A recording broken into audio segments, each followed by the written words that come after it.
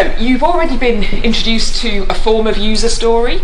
Okay, so this was in the requirements that you had last week. We sort of put them in the form of user stories. So they're a short description of user or customer valued functionality. So the point with a user story is, generally speaking, it should be something that you as a developer can understand, right? Because you've got to be able to sort of action it. But it should be something that makes sense to the customer as well, because it just facilitates that communication.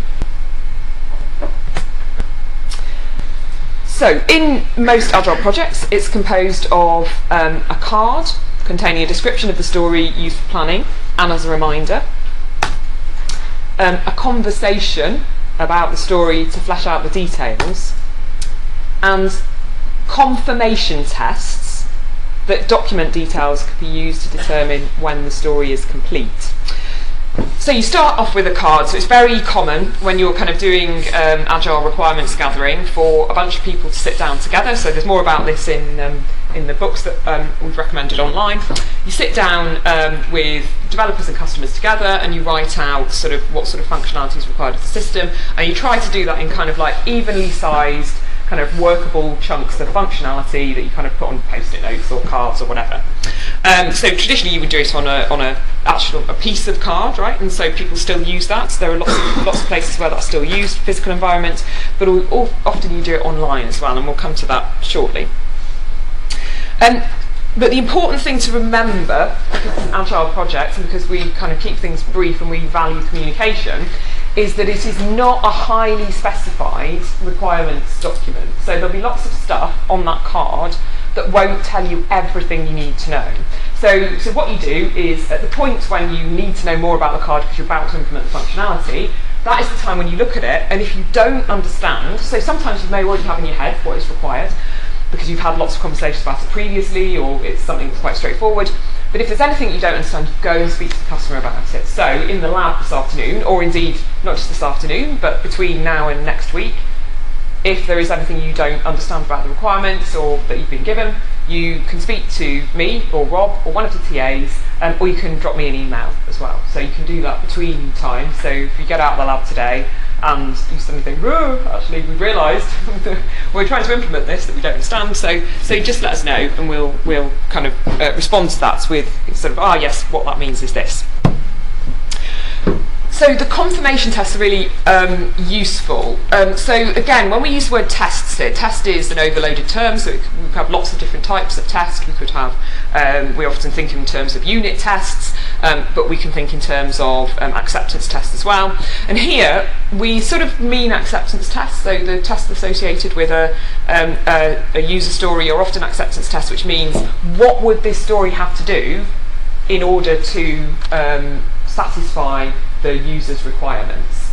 So you have had some experience, I think, within the lab of what we call a sort of specification by example approach. So what we do is we give you in our document some kind of tables or whatever with sort of inputs and then specified output. So here's, we're kind of clarifying, and these are kind of acceptance tests that we're giving you here, really. So your job as a developer is to turn those acceptance tests, in this particular instance, into other tests as appropriate. Okay, so sometimes there'll be manual tests, other times they might be unit tests. So it's nice when you can take the test data you've been given and turn that into unit tests, and that helps to satisfy you that you're meeting requirements. Okay, so let's have a look at some examples of user stories. The user can export data to XML. Copy editor will have a file auto-saved every 15 minutes. As a user, not very explanatory, but there we go, I want to be able to undo up to 50 commands so that it doesn't matter if I make a mistake. A registered user can log in to access subscriber content. As an administrator, I want to be able to bulk upload data so that I save time. So what you'll notice about all of these statements here is that some of them, like the one at the top, are very short. Being able to export data to XML. So we kind of make the assumption with this one that it's clear what this means. Okay, so if you don't know the application in question, that could be an anything. But actually, if you do know the application in question, then that might be really straightforward. So here we're starting to bring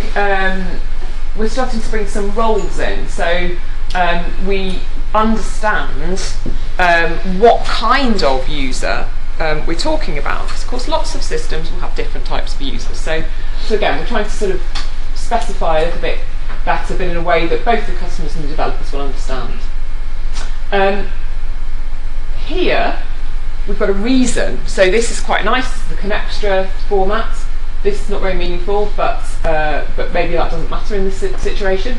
Being able to undo it up to 50 files, so it doesn't matter if I make a mistake. So we're introducing some extra information there, where we understand why this is happening. So that could be really useful, because if you have something in isolation, the system will do this. That's fine, but if you don't, there's often implicit stuff that's in there, right? That you need to be able to resolve ambiguity. And so if you have a reason for the functionality, then that can help with that. So a registered user can log in to access subscriber content, and again, we've got a different role at the bottom, and we've got a reason for that as well. So, what kinds of things aren't user stories? So things like the software will be written in Java, the system will be released by September the 30th, charting will be done using a third-party library.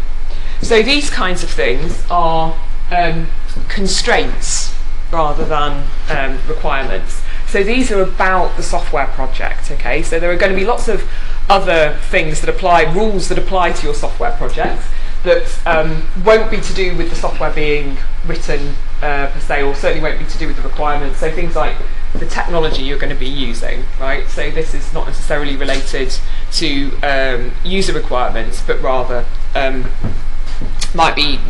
could be related to user requirements, but also could, it's also not necessarily, and it's not something the user would necessarily care about. So that is a constraint. Things like the release date and so on. So they're not customer valued functionality of the system, when it's released, but rather things that apply to the project. Okay, so if you are going to write some user stories or work with them, it's useful to have an acronym for thinking about how you do that. So we had the 3 C's of the cars, conversation and confirmation before with user stories, so why not have another one, which is the INVEST acronym. So this says that user stories should be independent, negotiable, valuable, estimable, small and testable. So what do we mean by these things? Okay, so user story is independent. This seems kind of self-evident in a way, but it makes prioritisation and planning easier. So as much as possible, you want to try, when you're working with user stories, to keep them independent. You will note, and from your own development experience, that sometimes this can be really difficult. So this is one of the things when you're thinking about planning an agile project, that it's quite nice to be able to develop this ability to kind of separate functionality, because by doing that you sort of change the way you think about how you plan a project. So you're trying to avoid dependencies. You can't always completely avoid them, so there are always going to be some dependencies in there, but trying to kind of separate the functionality just gives you that little bit more freedom in terms of how you think about the development. Of course, they're not always independent, so you can have a situation where one feature must be in place before another. So we had the sort of flight search engine example last week, where we sort of developed iteratively and incrementally. And then you can sometimes have the fact that one feature affects another. So this is more of a kind of development issue than a software issue, where you can split or combine stories in that kind of situation. So for example, it might be that if you are setting up credit card payment, for example, and you're doing that yourself rather than using a third party, you want to set up Visa cards, right? But if you set up Visa cards, then it's sort of, you might think, it might make sense to think about MasterCard and Amex and that kind of stuff at the same time, because once we've got that in place, it'll affect other things. So you kind of, it affects your planning process, and it's worth keeping in mind those kinds of issues. So rather than having those completely separate, sort of having Visa and MasterCard totally separate, and giving the same amount of time for each, because if you were going from scratch, probably each would require the same amount of time. You think about how you might combine them, or how one would affect the other. So this is really important. Stories aren't kind of written contracts. That's absolutely not the point. The point is to try to produce some functionality that the user wants. So you must be able to negotiate them. Okay. And so what you want to be doing is, if your customer has asked for one particular thing, you must be able to go back to them as a developer and say, well, okay, you've asked for this thing. How about this thing, or this slightly different thing, or do you mean this thing or this thing, or if we do it this way, it'll take this long. If we do it this way, it'll take this long. And so you're kind of able to have that negotiation with the customer where you give them what they want, but that's done in the context of them sort of understanding enough about the development process so they can make an informed decision. It's often the case as well, I think this came up when we were doing our World Cafe last week, that people don't always know what they want at that moment in time. It's really hard to be in the situation where you are trying to imagine, particularly with new software. If it's existing software, it's slightly easy, but new software, trying to imagine what it would look like. And actually, it's just really hard to do that. Okay, so you don't know until you start using it. So this is one of the reasons we iterate over things. But often, until much nearer the time, you don't know exactly what you want or what something should look like. So being able to have that conversation is really important as well.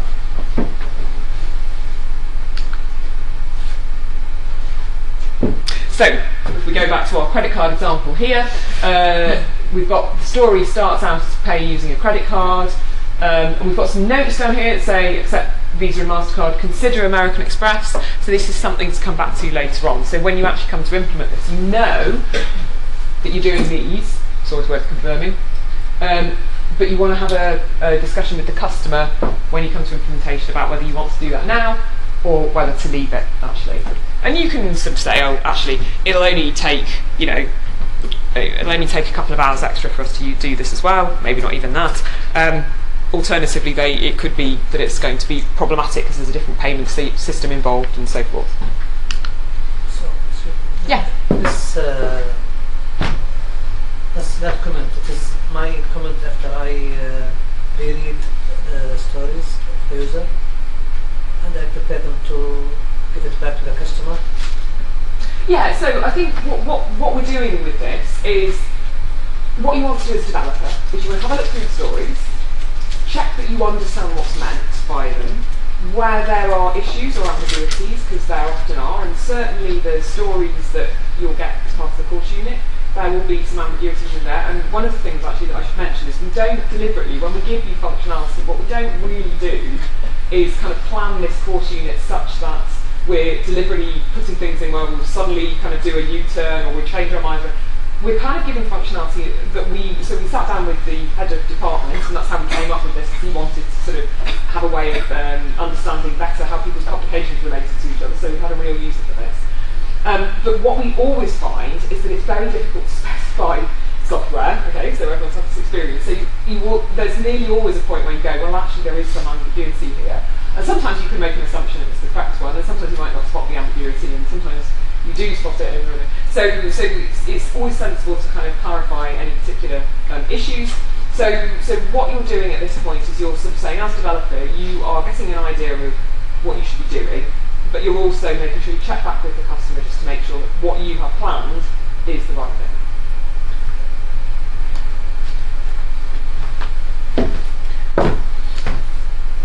Okay, so what have we got here?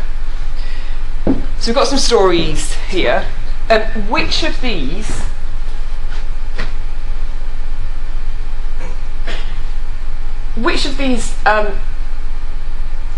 is not valuable to the customer? So we've got 3 stories on the board. The third one, all error handling and logging is done through a common set of common classes. Yeah, I would agree with that. What about the second one? A lot of, which is fair enough, yeah. Yeah, so the first one, yeah, I mean, yeah, so this is probably valuable to the user or customer, I would say. This one I'd say definitely isn't, because this is implementation details.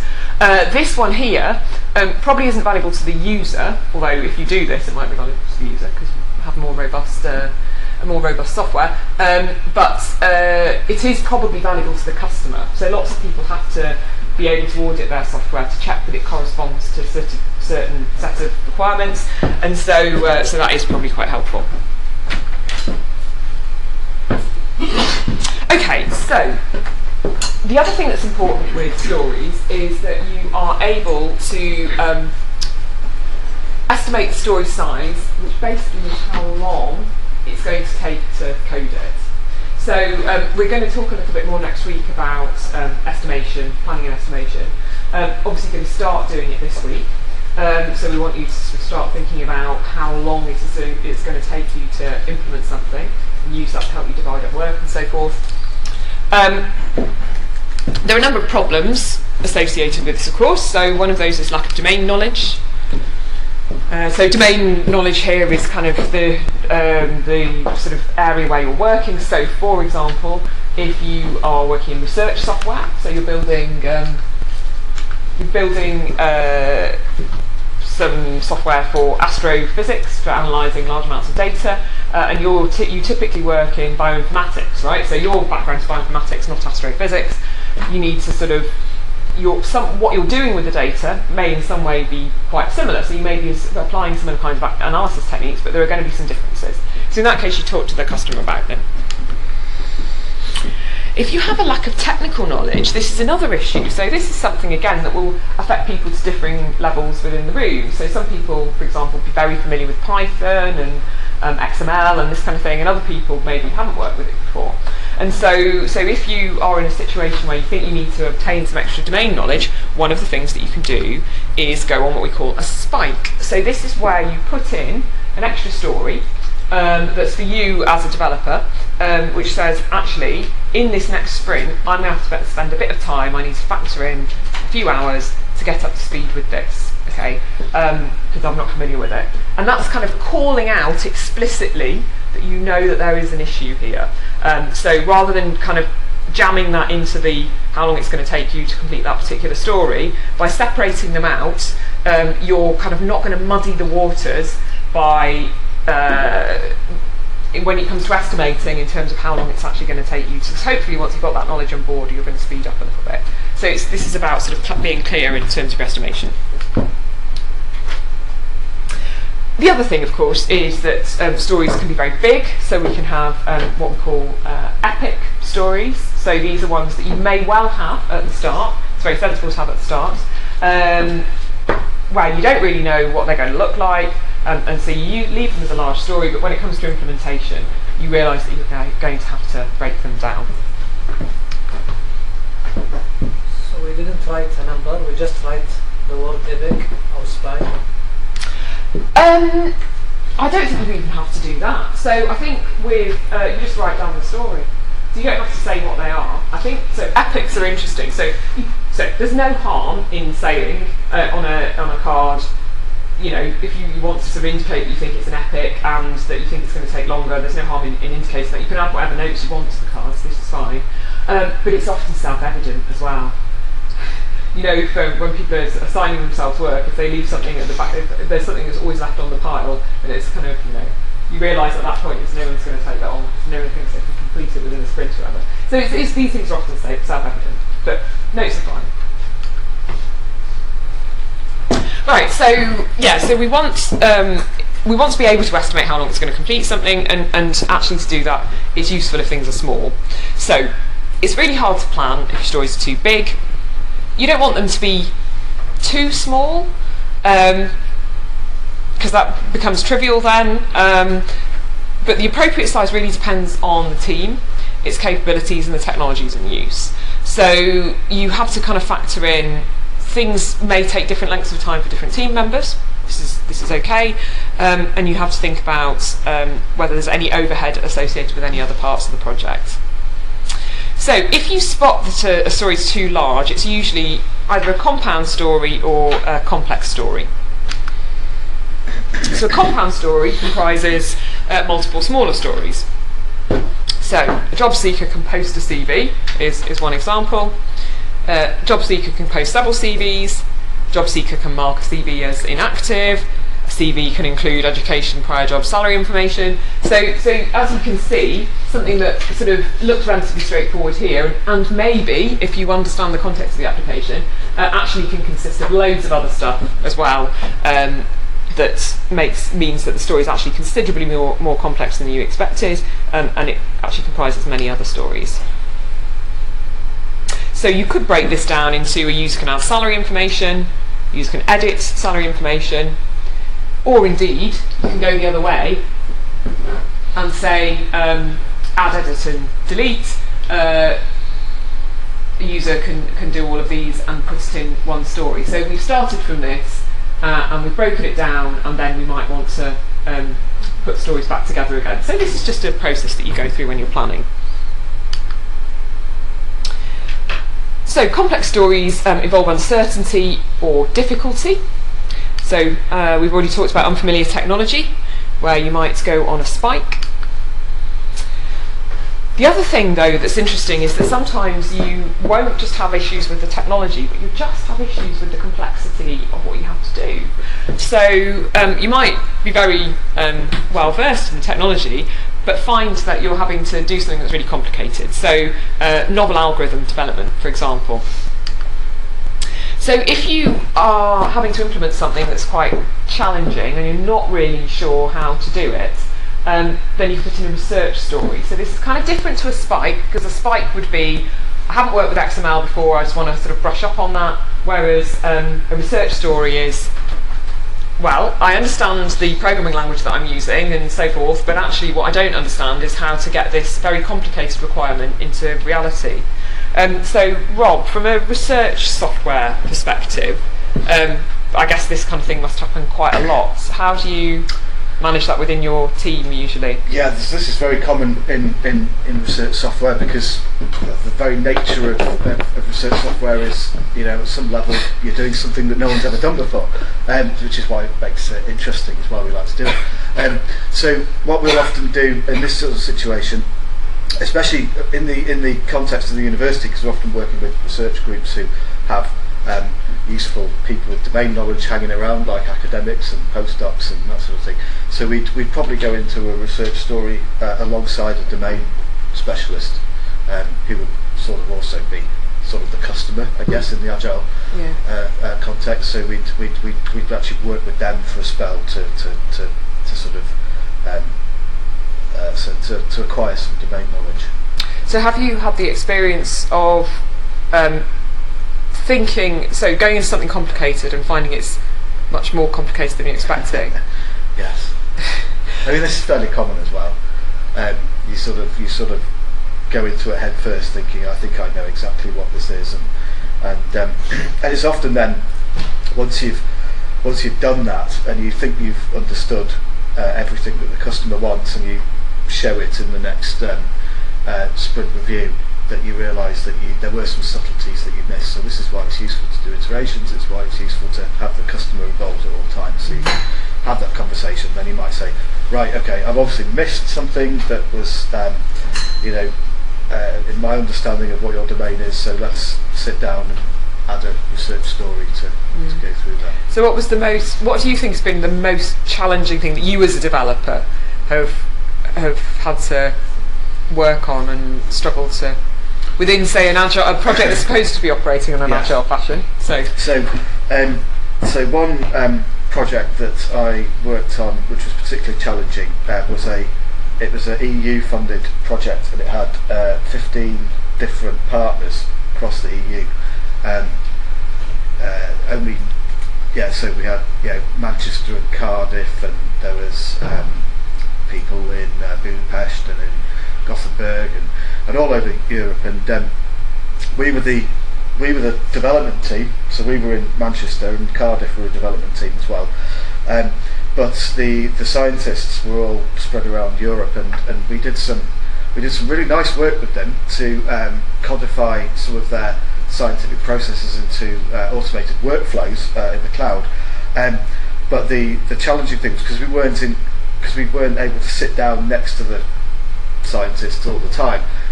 There was definitely a big issue when we came to the interface that we provided. So the science that we'd sort of turned into a workflow was okay, but the interface of how they expected to see things reported back and how they wanted to actually interact with the interface was very different from our understanding. And it wasn't until then, being in front of it, and it wasn't until we'd actually got a load of people together at the Natural History Museum in Budapest that we realised that this was a huge problem. So we took the advantage of having us all there to basically put in a very ad hoc but very useful sort of group session. So the sprint review there sort of came sort of like a 2-day affair where we really sort of hammered out what they were expecting.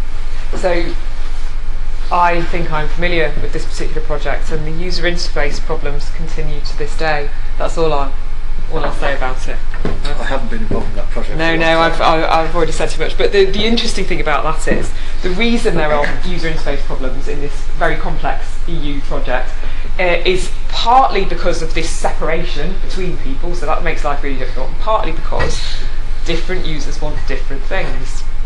So it's up to your project manager.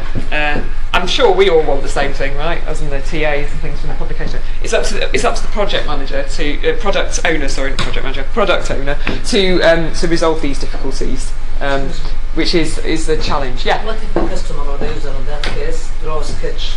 There's a lot of website there. The same in my company. We draw a sketch to the item. Yes. So and we give it to them. So that's what we did in the end with this sort of this session where we sort of realised we'd gone a bit far apart. We actually did sit down and we as a group with a projector, and we modelled what the interface should look like actually in PowerPoint, because that was what the scientists could use, because we wanted to give them a tool. We said, well, you draw what you want, right?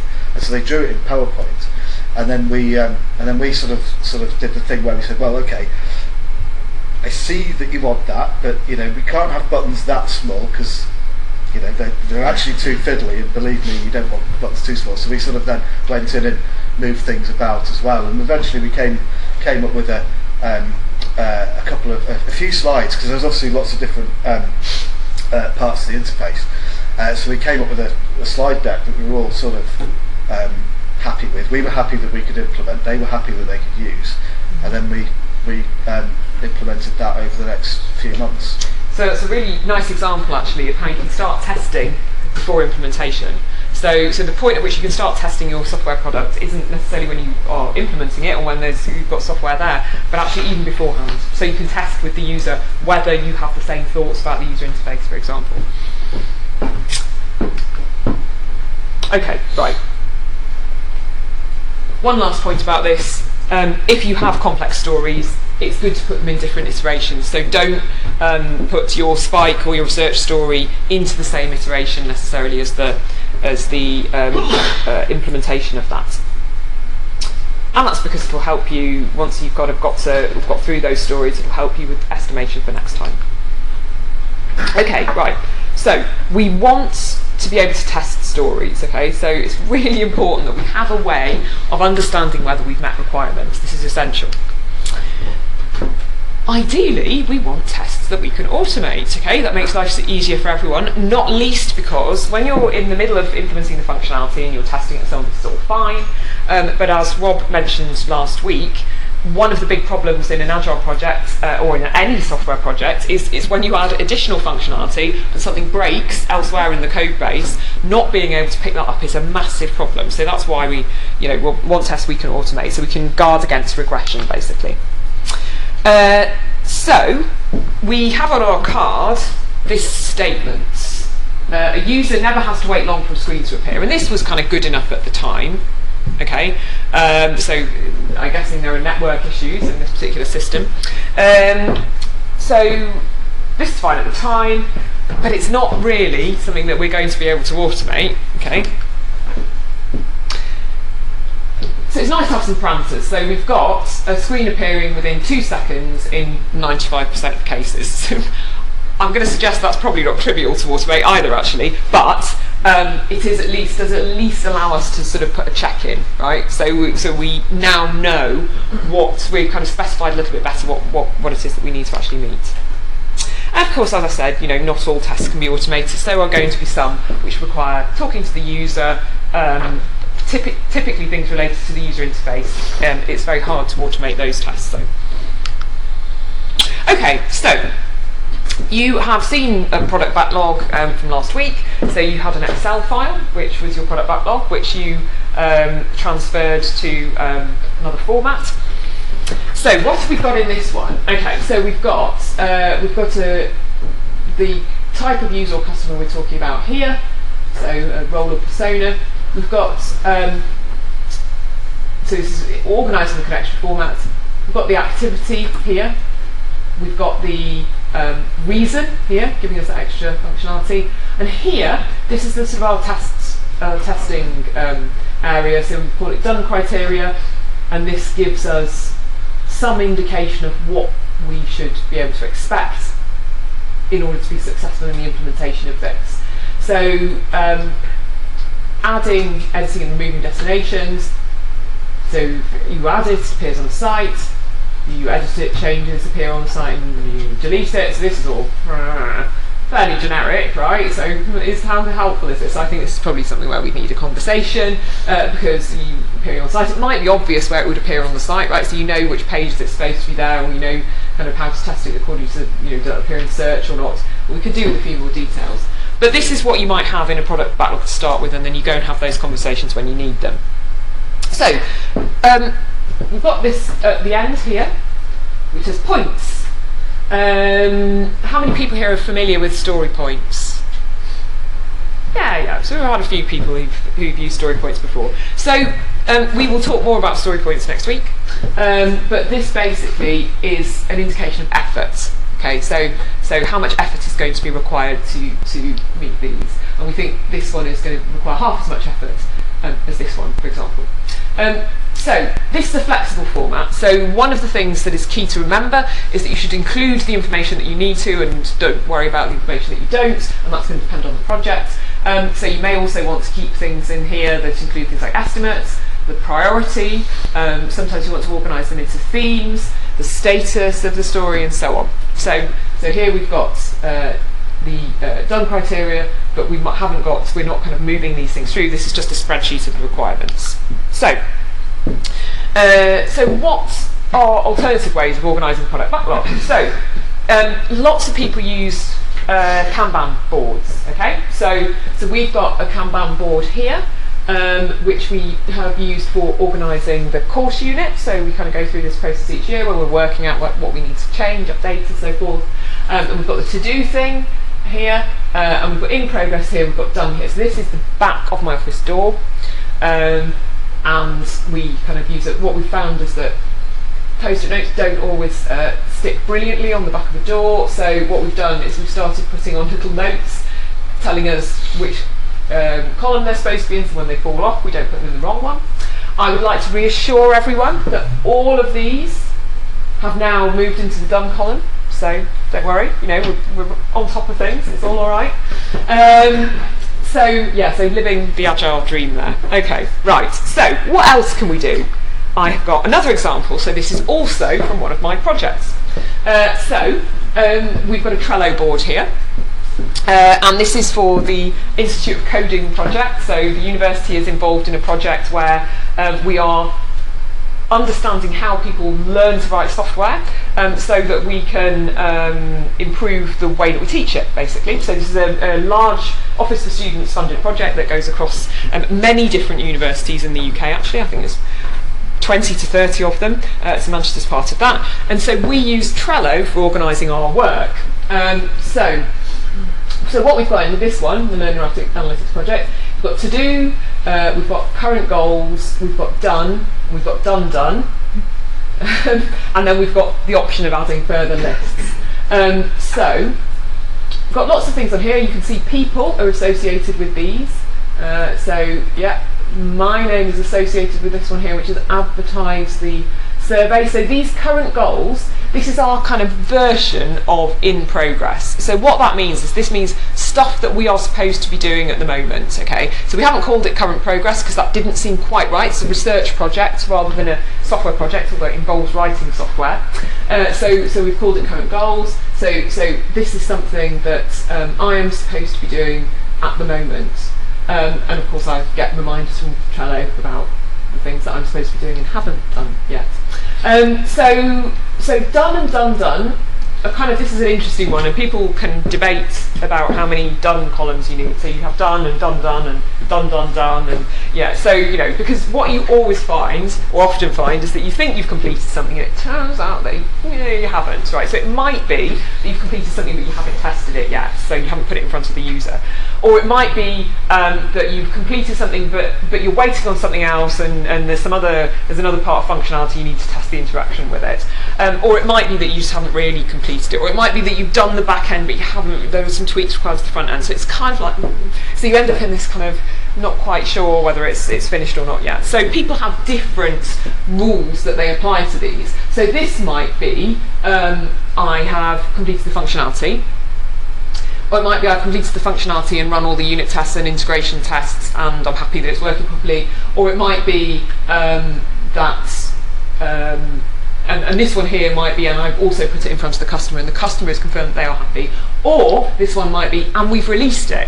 Okay, right? So it might be that you don't want to put it in the done column until it's been released. So yeah, there's flexibility in there. So you think about what you're doing and how to organise it.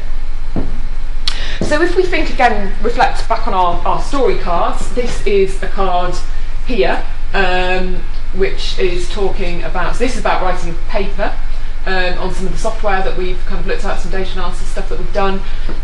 So we've got a due date here, which is 21st of October, and it's complete. I'd like to tell everyone that we had this paper accepted 3 days ago, so this is excellent, so we're happy. So it's kind of done from that perspective. Otherwise we'd have had to move it back into in progress where we revise it and send it somewhere else. So the way that Shukru chooses to organise these cards is by adding, so Trello allows you to sort of add to-do lists on the cards, so you can put these on. You don't have to do this, right? This is optional. You can organise it according to how you want to, and then you've got other functionalities here, so you can assign it to someone, or you can assign it to several people, or you can use a checklist, which we do. You put a due date on there, so there are all sorts of different things that you can do with the cards, and this is quite configurable, quite flexible. So we recommended that you use Trello, but other forms of online Kanban boards are available. Some other teams have asked us could they use something different. This is fine, as long as you're able to meet the requirements that are in Blackboard for sort of how we expect you to organise your product backlog. We don't mind what you use, but Trello is a good option.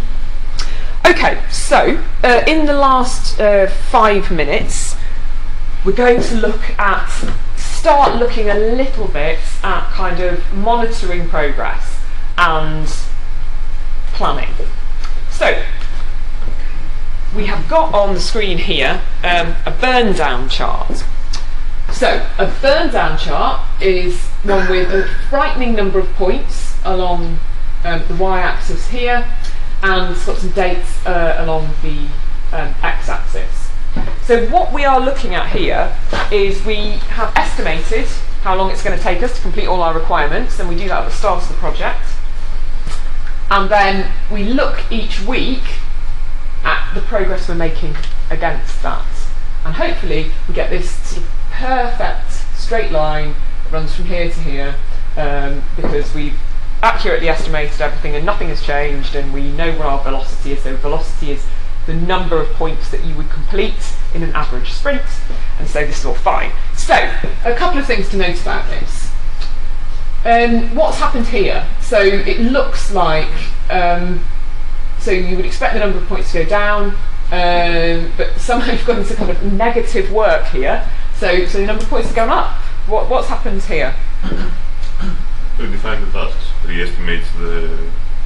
Yeah, so we could have re-estimated the tasks, absolutely. So that is one reason why we could have looked at this and gone, actually, we've got that completely wrong, and these things are going to take much longer than we're expecting. So that's one reason. Any other reasons that could happen? So it could be that the customer's gone, oh, actually, and another thing.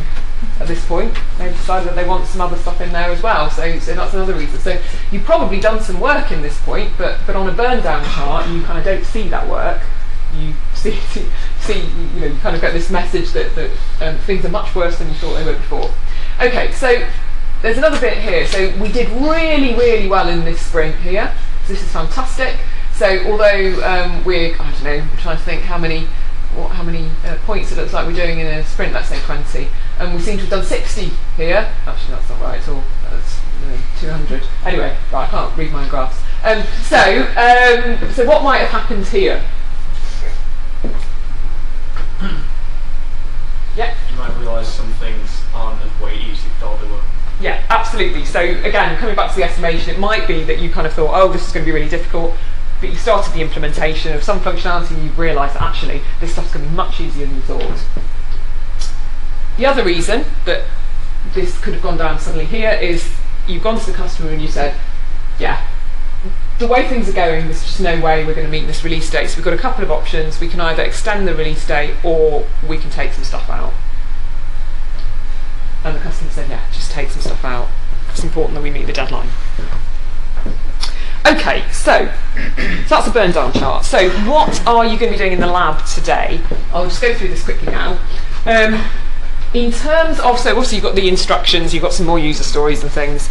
So the things that we'd like to think about in particular though, in reference to what we've been doing, we'll be talking about this week and we'll be talking about next week, are, as well as updating your product backlog, are thinking about how you can use this information about your work to plan and estimate. Okay, so planning and estimating is really difficult to do properly. It's really hard to do properly, and actually even thinking about trying to measure it is just such a massive headache.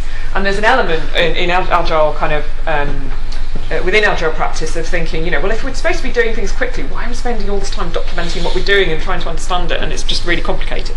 We will come back to that in a future week. But what we'd like you to do is monitor how long it's taking you to complete things and how much progress you're making. So this requires a bit of thought on your part. Okay, so we're not going to give you a solution for this. We're going to ask you to think about it. So there's no specific thing we'd like you to do. We'd like you to, so there are ways of kind of organising it which you can kind of bounce off us and the TAs if you wish. But the important thing is we want you to think about how you can monitor how successful your estimation is. So later in the course unit, there will, in the last couple of weeks, you will be asked to estimate how long it's going to take you to complete the functionality and then tell us what you think you will be able to complete in the next sprint, okay? So not everyone will do all of the functionality. Some teams will do all of the functionality and other teams won't, and we find this process actually works really well. So every year we kind of see from teams based on their kind of experience and so on coming to us with what we would expect to see them doing. So it's not a question of the sense that everybody just says, oh, we can only do one story this week because we've got other coursework. So it tends to be that people do this properly. So we want you to think about, we want you to look at burn-up charts, because that's what we'd like to use, a burn-up chart rather than a burn-down chart. So have a look at those. And then think about, okay, so we've got the burn-up chart, how can we also monitor our velocity as well, so that we can then use that information to feed into how we're going to plan future sprints. The other thing is that we're going to do is think about how to apply TDD, but I'll leave Rob to talk about that at 11 o'clock. We talked about testing last week in an Agile context, and today I'm going to talk about test-driven development, and then hopefully you're going to go away and do it in the lab this afternoon. So let's remind ourselves of what I said about testing last week, and obviously remember that there are other definitions of testing are available, but this is one I quite like, which is that testing is effectively validation, have we built the right software, and verification, have we built the software right.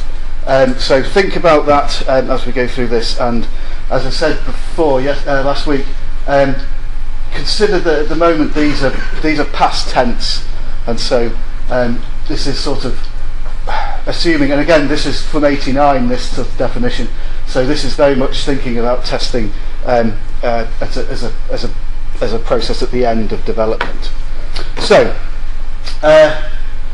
testing in conventional approaches, you'll probably be aware of waterfall as a software development methodology where you get all your requirements in place, so you think, then you design the software correctly, so you think, and then you implement, and then you test, and you deploy, and it all works perfectly first time because you haven't missed any requirements, your software design was perfect, your implementation was amazing, you had loads of time to test, and then it was all great. But obviously this doesn't necessarily work like that, and as we mentioned last week as well, oftentimes implementation takes a bit longer than you expected. Maybe you have to go back and redesign something, and so maybe we haven't got time to test, and so you just hope that it works when you deploy.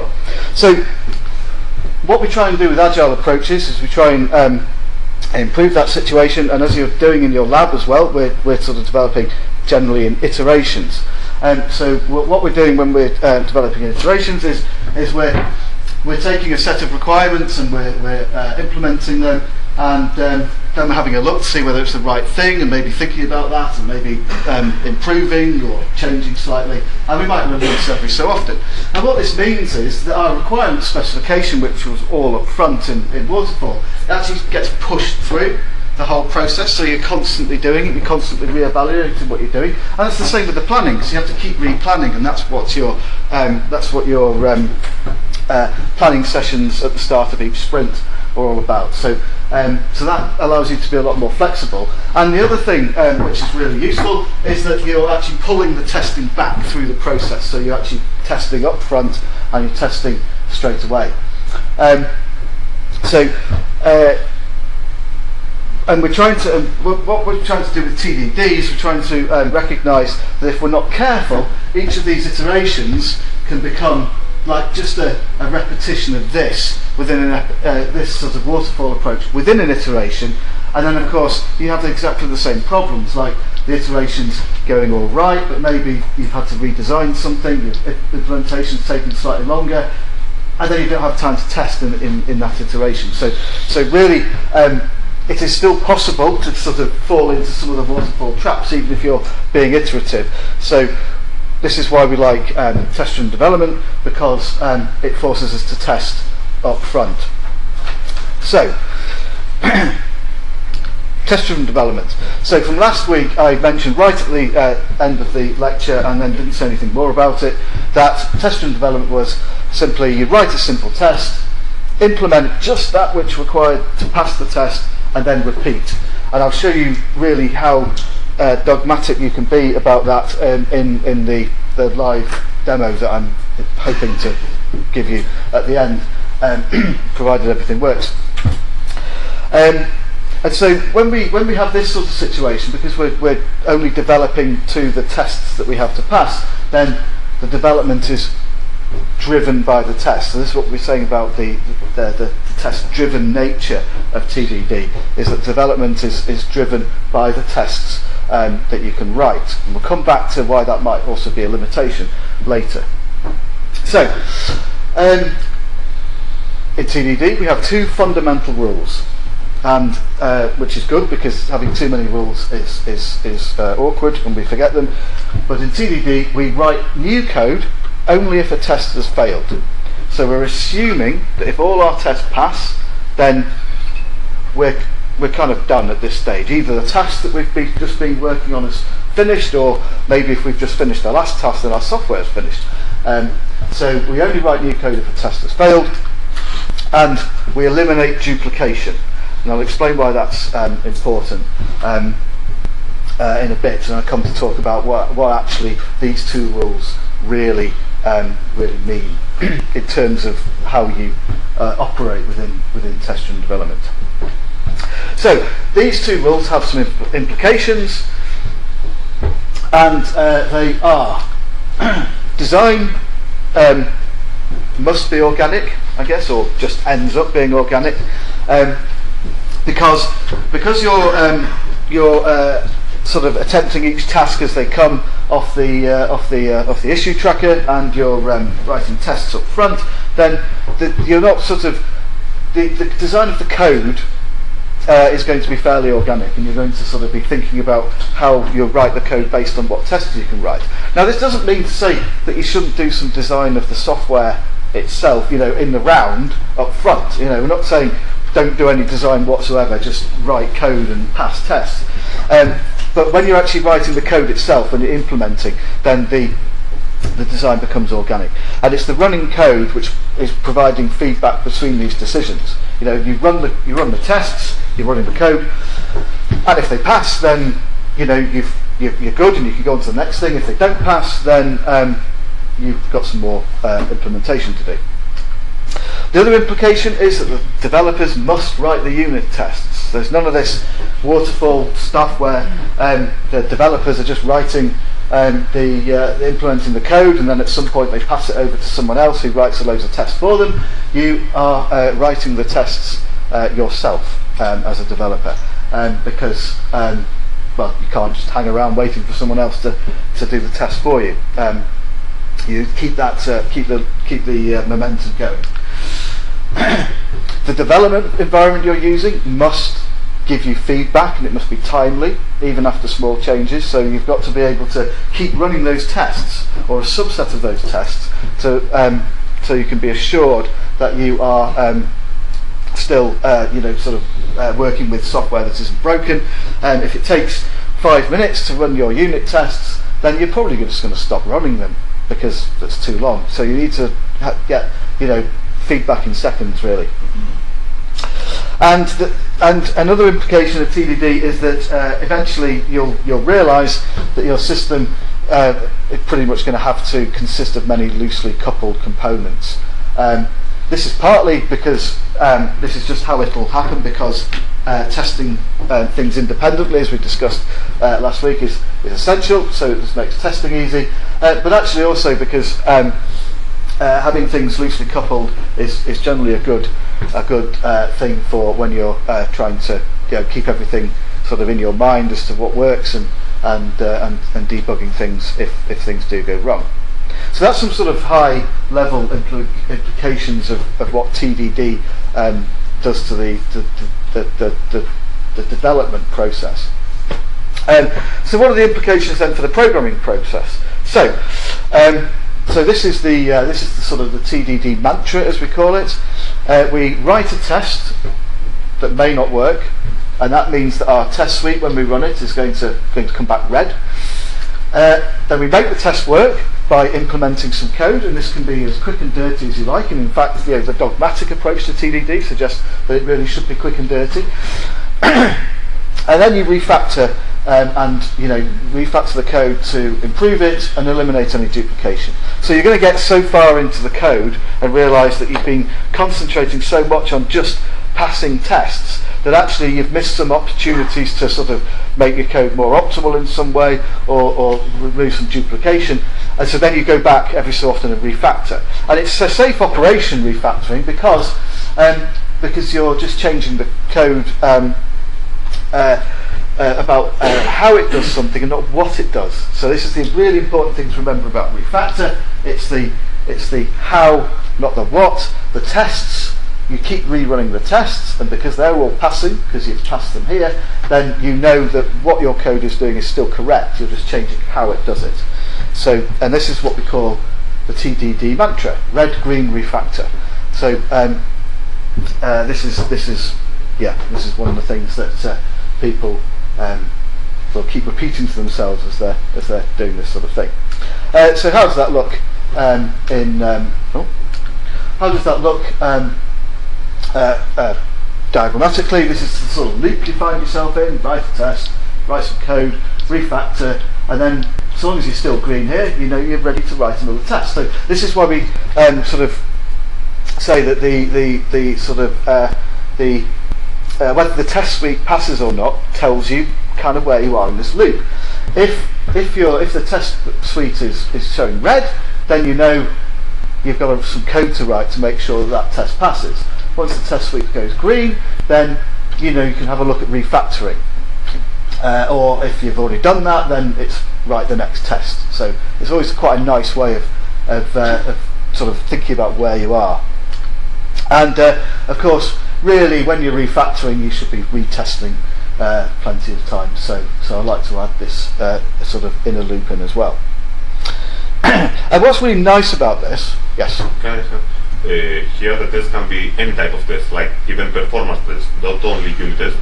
So at this level, probably mainly unit tests. I'll come back to how one tests things like that, non-functional things like performance later, because it's definitely a good question.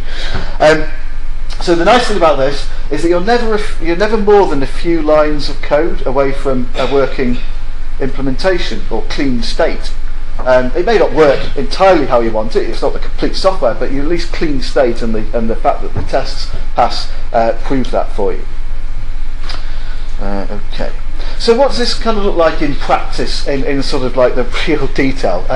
Apologies, this is possibly slightly a bit small for people at the back. I'll send round the slides in Blackboard.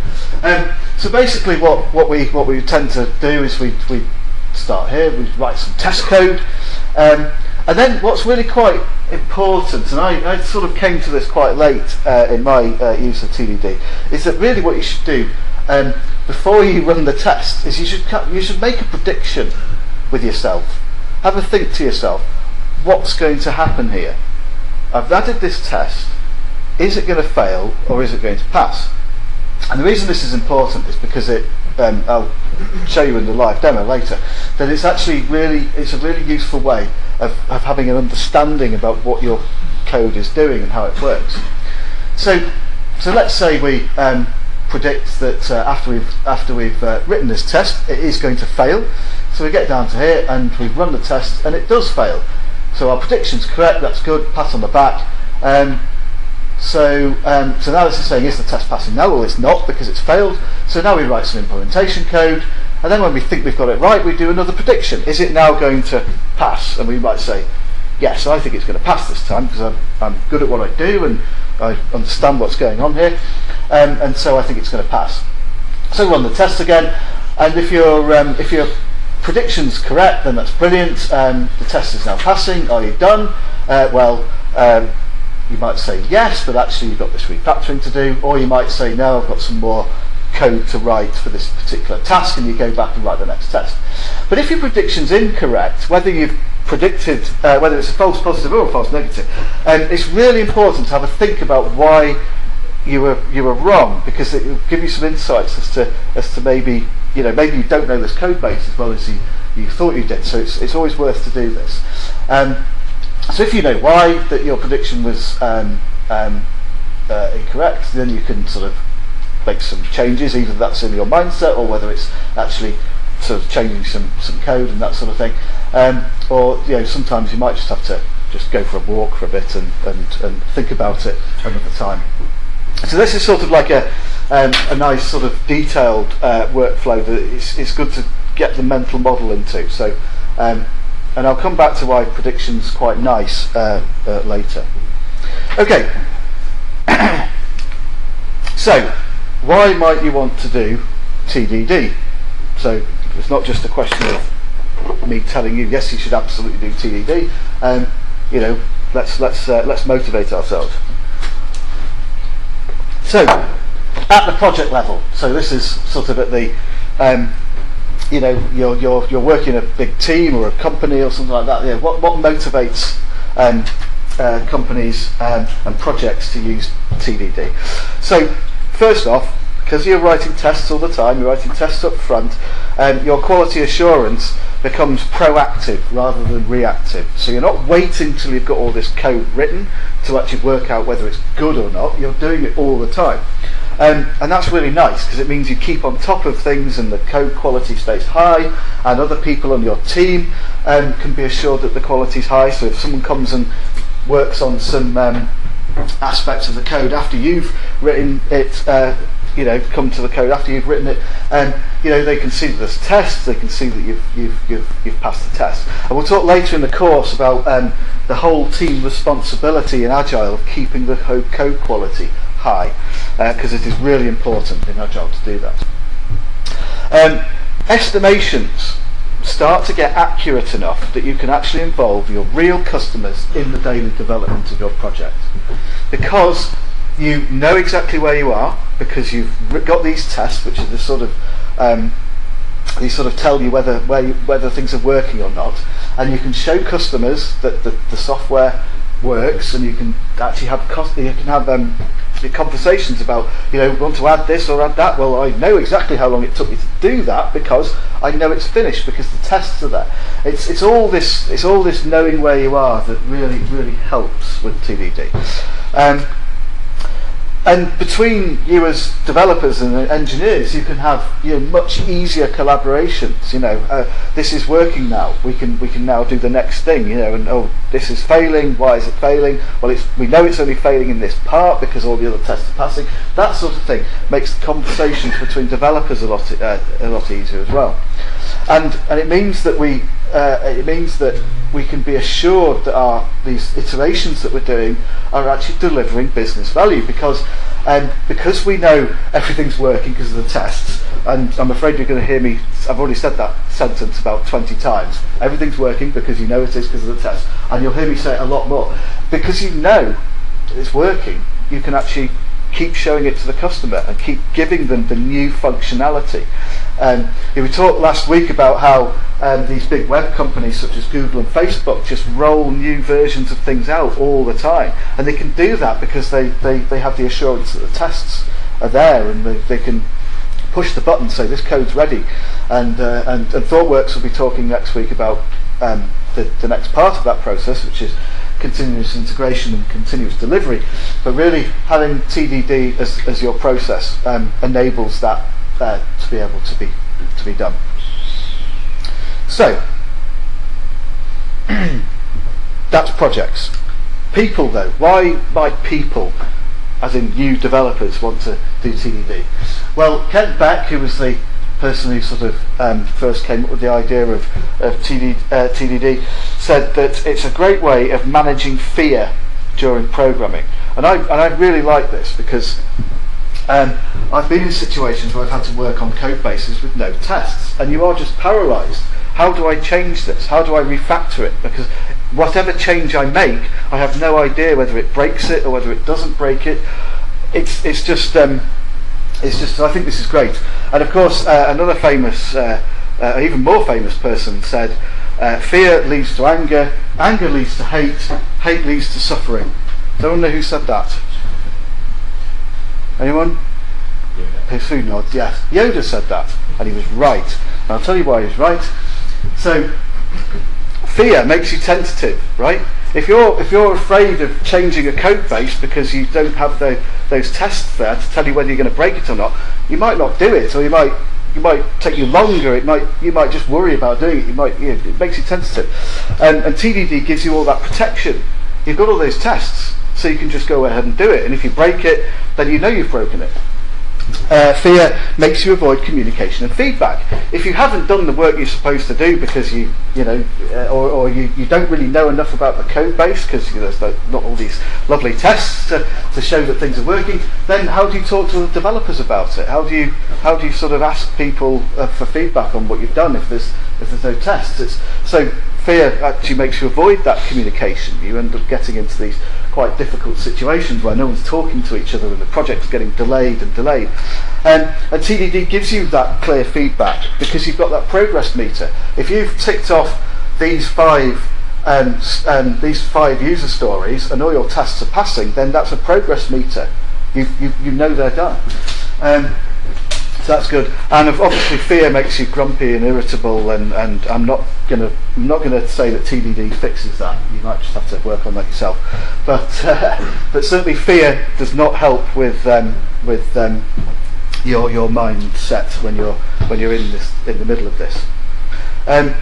Okay, so that's why people might want to do it. So we've talked about projects, we've talked about people, but why might you want to do TDD in terms of, why might it be a good thing for the code?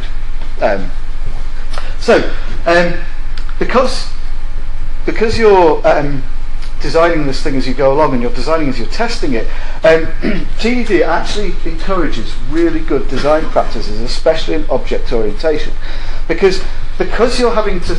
Because with TDD, you're driving the development of the test, you're actually testing something before you've written it, then you have to think of like a user of the class, for example, when you design it. You've got to think up front, how am I going to test this? What's the interface going to look like? And that's really useful. So you start to think about the interface first, about how it's going to present itself to the world, and then you put the internals in once you've got that test written. So that's really nice, and it's good design practice in that sense.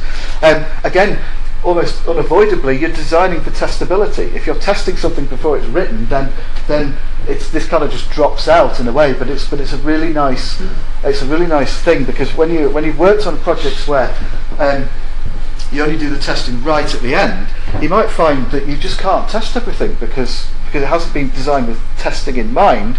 There's really awkward dependencies to get round, and so you can be quite big gaps in your test suite if you find that sort of thing.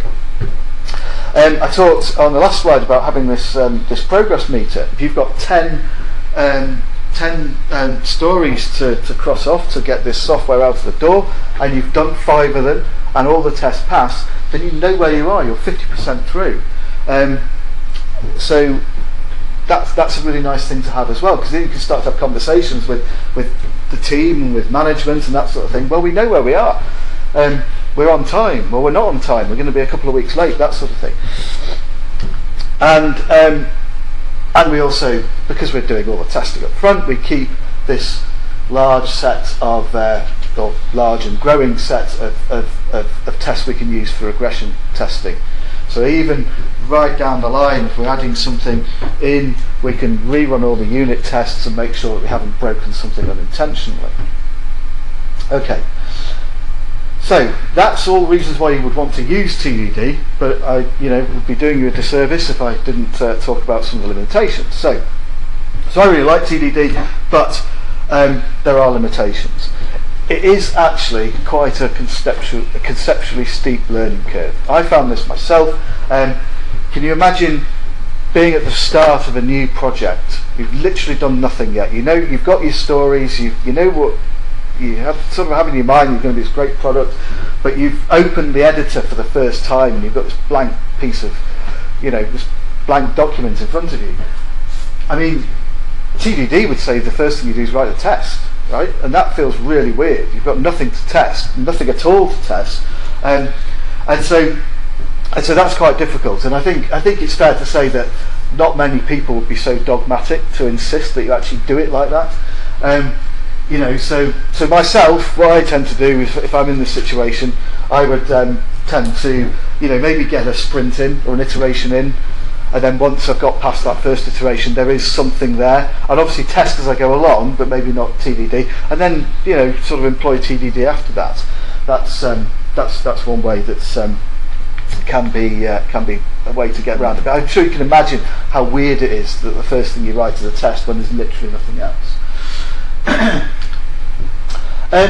Can everything be driven by the tests? And by driven, I mean, can we write a test which is going to test something sensibly that then we can implement to get it fixed? So I think there's plenty of things in, say, security that you can drive with tests, but maybe not everything.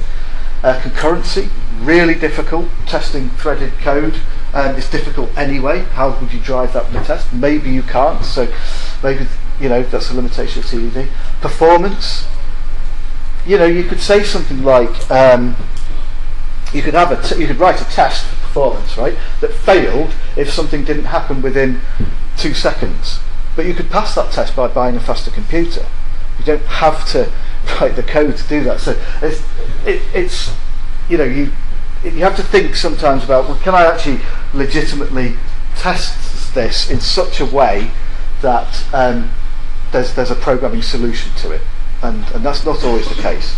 And so if it's not always the case, then you might run into some issues using TDD. And as far as I'm concerned, it's fine to drop out of TDD at that stage and do things a different way. You've already got all those tests. If you've been doing TDD up front and then you're refactoring for performance, TDD's already been really useful because you've got all those tests, and you can up the performance and be assured that you've not broken you know, the what. You might change the how, but you won't break the what. Okay, so back to this, to sort of wrap up this part of the talk. Back to this. This is the third time that you've seen this exact slide where we talk about validation. Have we built the right software? Have we built the software right? And what I would say with TDD, with Agile in general, but TDD in particular, we can change the tense of some of these sentences. So we can say, are we building the right software? Is it fulfilling the user's requirements? Are we building the software right? Is it free of defects and failures? So we've actually gone from this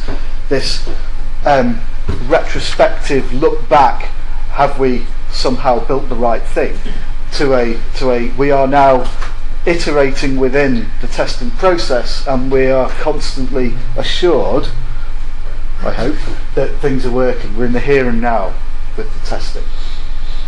Okay, so are there any questions about any of that before I attempt a live demo of TDD? Okay, I'll ask again afterwards, but right, okay, so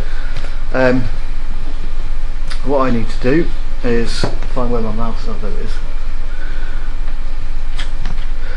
So I've got a repository, and this is in the notes. I've obviously got too many tabs open. So let me just do this on my laptop monitor, and then I'll put it on the screen.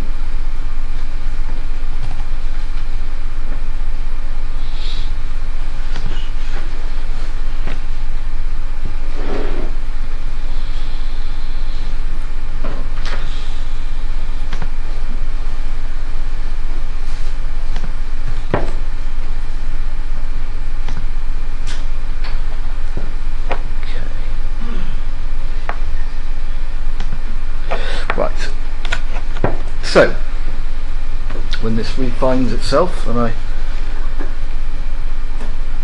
what's it doing now? So I've set up a repository in GitHub, which you've got the address of somewhere, and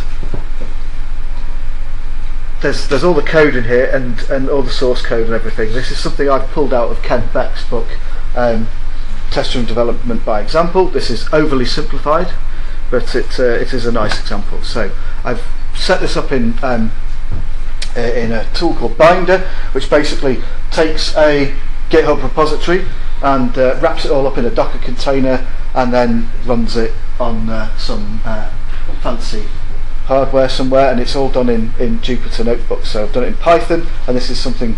So is anyone familiar with Jupyter Notebooks? Yeah, seen it a couple of times. It's basically a sort of a nice interactive Python console within a web browser. So hopefully this is going to churn through eventually. You might say, why didn't you set this up before the lecture started, Rob? And that'd be a good point. But I did that last year, and it timed out by the time I'd finished talking. So so I thought this, and I had to redo it anyway. So I thought I'll just set it up now.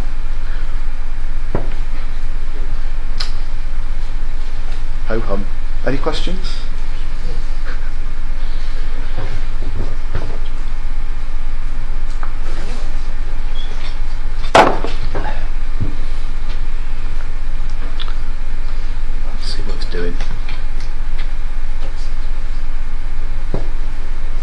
So it's found the version that I fired up yesterday to test. That's all good. It's now just launching the server. Come on. I've got this in slides, so if I have to go back to doing it in slides, I will. But you know, never work with children, animals, or IT equipment. That's the thing I would say. Right. I'm going. Oh, it's done it. Excellent. I was about to give up. That's the key.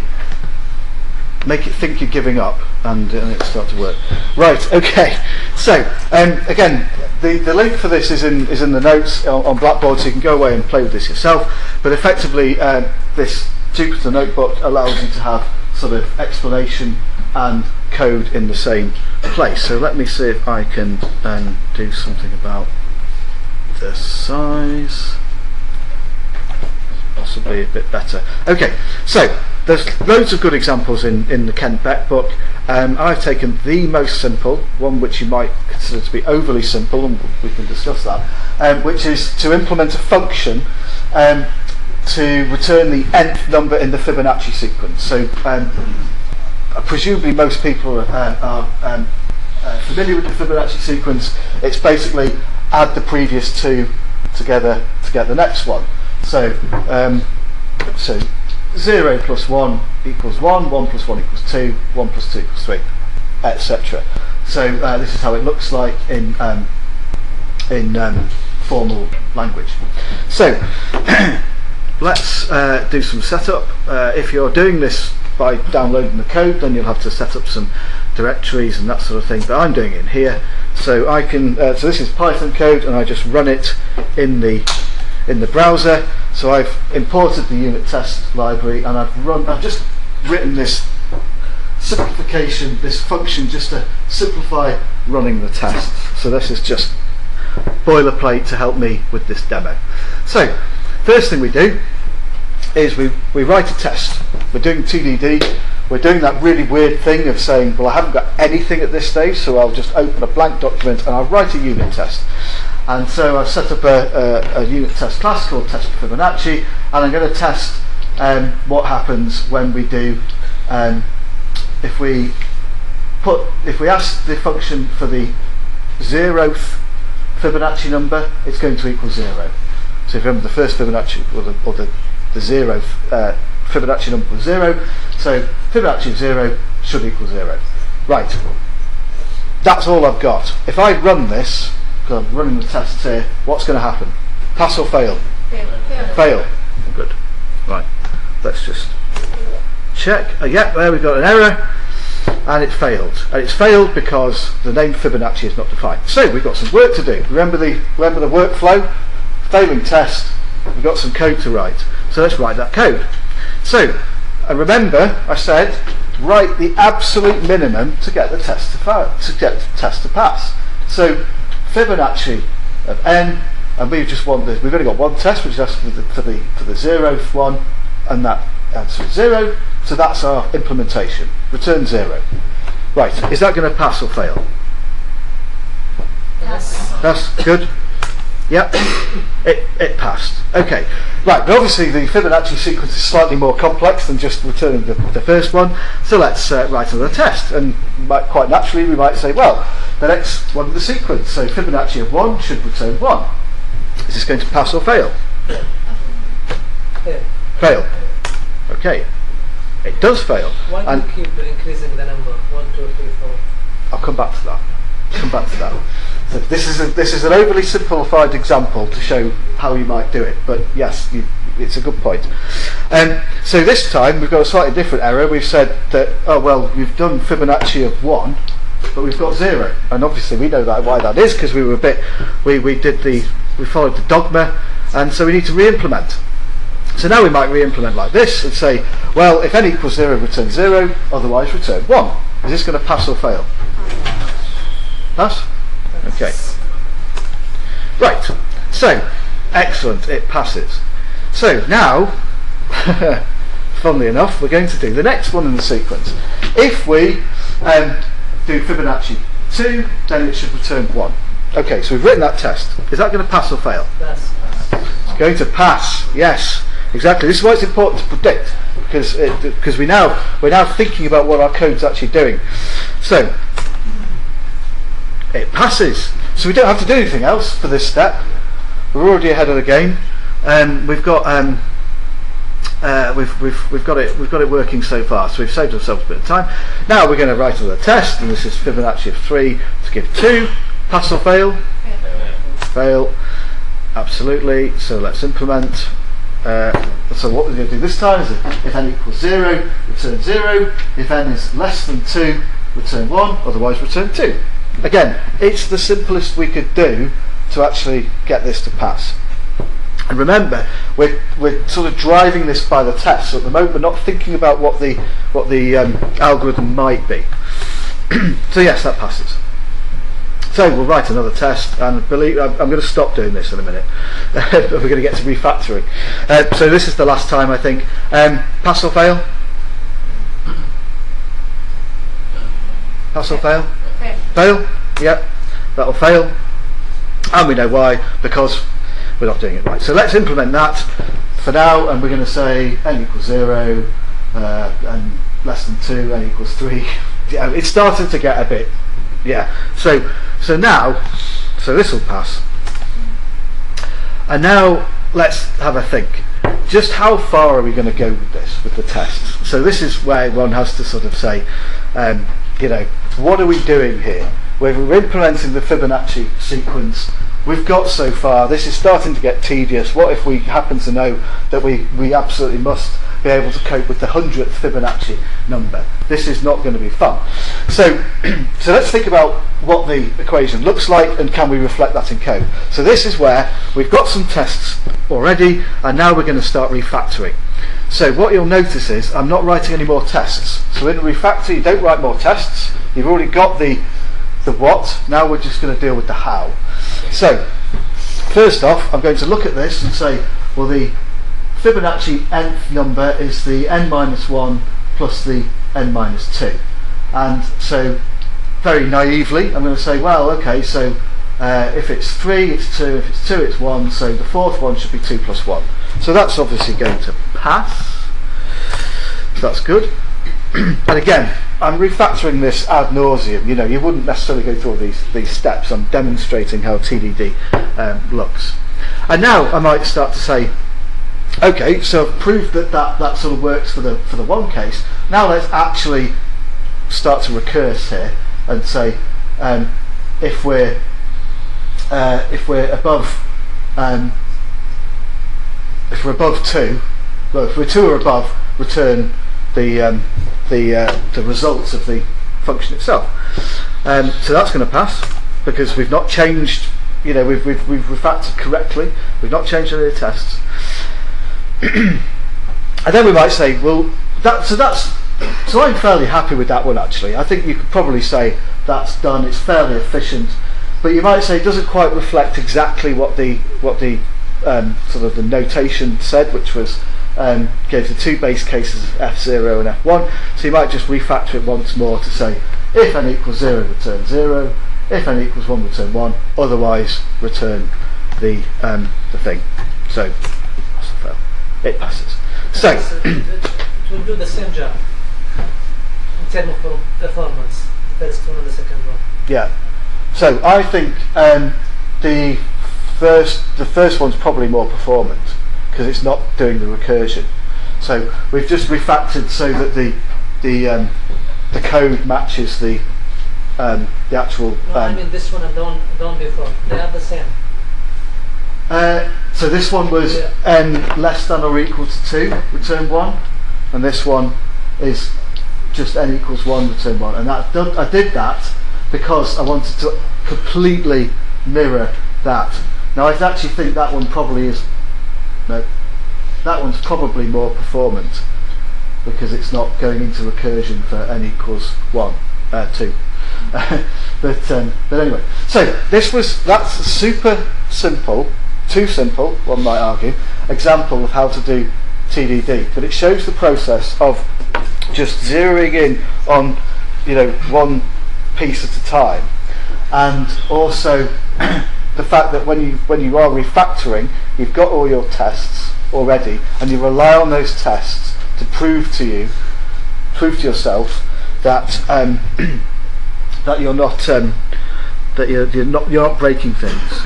So let me just go back to my slides briefly.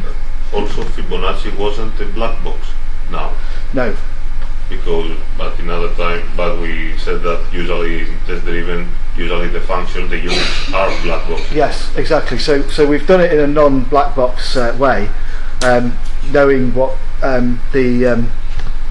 knowing what the Fibonacci sequence is, and you won't always have that luxury. It's a contrived example. It's quite easy to have examples which are too complicated. And the book makes the point. I mean, this Fibonacci example is actually just one of the appendices in the book. It's like an afterthought, really. So we might ask ourselves some other questions, like, are we really done? What about Fibonacci minus 1? Well, Fibonacci minus 1 makes no sense from the actual Fibonacci code. So, but we might want our code to be doing something sensible. So should we test for this input? Maybe, but only if we've got a requirement to do something sort of sensible or error out nicely with Fibonacci minus 1. We might just leave it and assume that people treat that function sensibly. And in any case, what would we return? An exception? Well, that's when you go back to the customer and say, right, we're doing this amazing Fibonacci function for you. One of the things we're not clear about is how do you want to cope with negative numbers being input, if at all, and then the customer would say, yes, we should definitely cope with it, and it should return an exception, or something like that. So that's when you go and have those conversations with the customer again. And then another question is, what about Fibonacci? I can't remember what that is, 1 billion or something.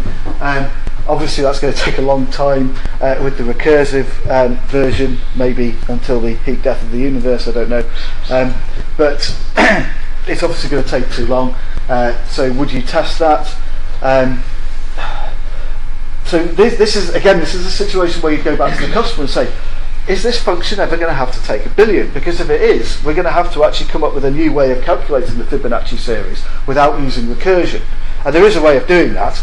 I don't know off the top of my head, but that's the point where you might go and do some performance tuning. But you've still got all those tests. All those tests you've already written will still work. So that's good. And then you might add a test for Fibonacci 1 billion just to make people realise that it really does need to do this fairly quickly. And so if they ever went back and simplified the algorithm again after you'd optimised it, that they'd start to see that the tests were taking too long.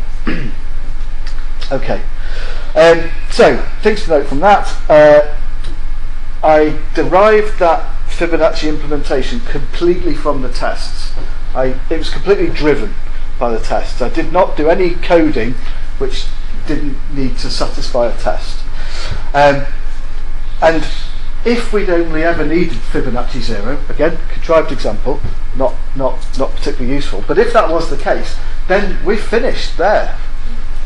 Maximise work not done. One of the key things that I like from Agile is maximising work not done, which doesn't mean don't do any work. It means just do the stuff which is really important and don't go down all these don't go down your rabbit holes. So in that case, we're finished.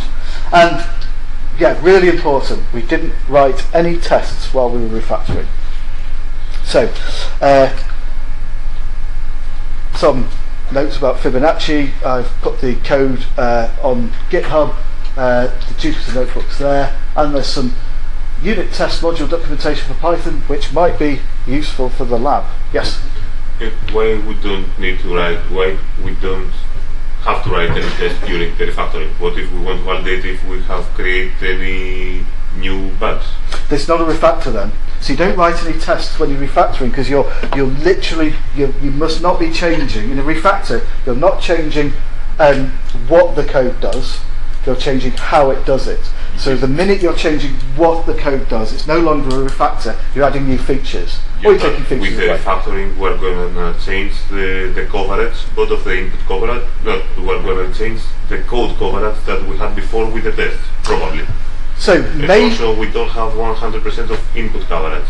So it may be, yes, that while refactoring, you do change the coverage, and you might want to go back and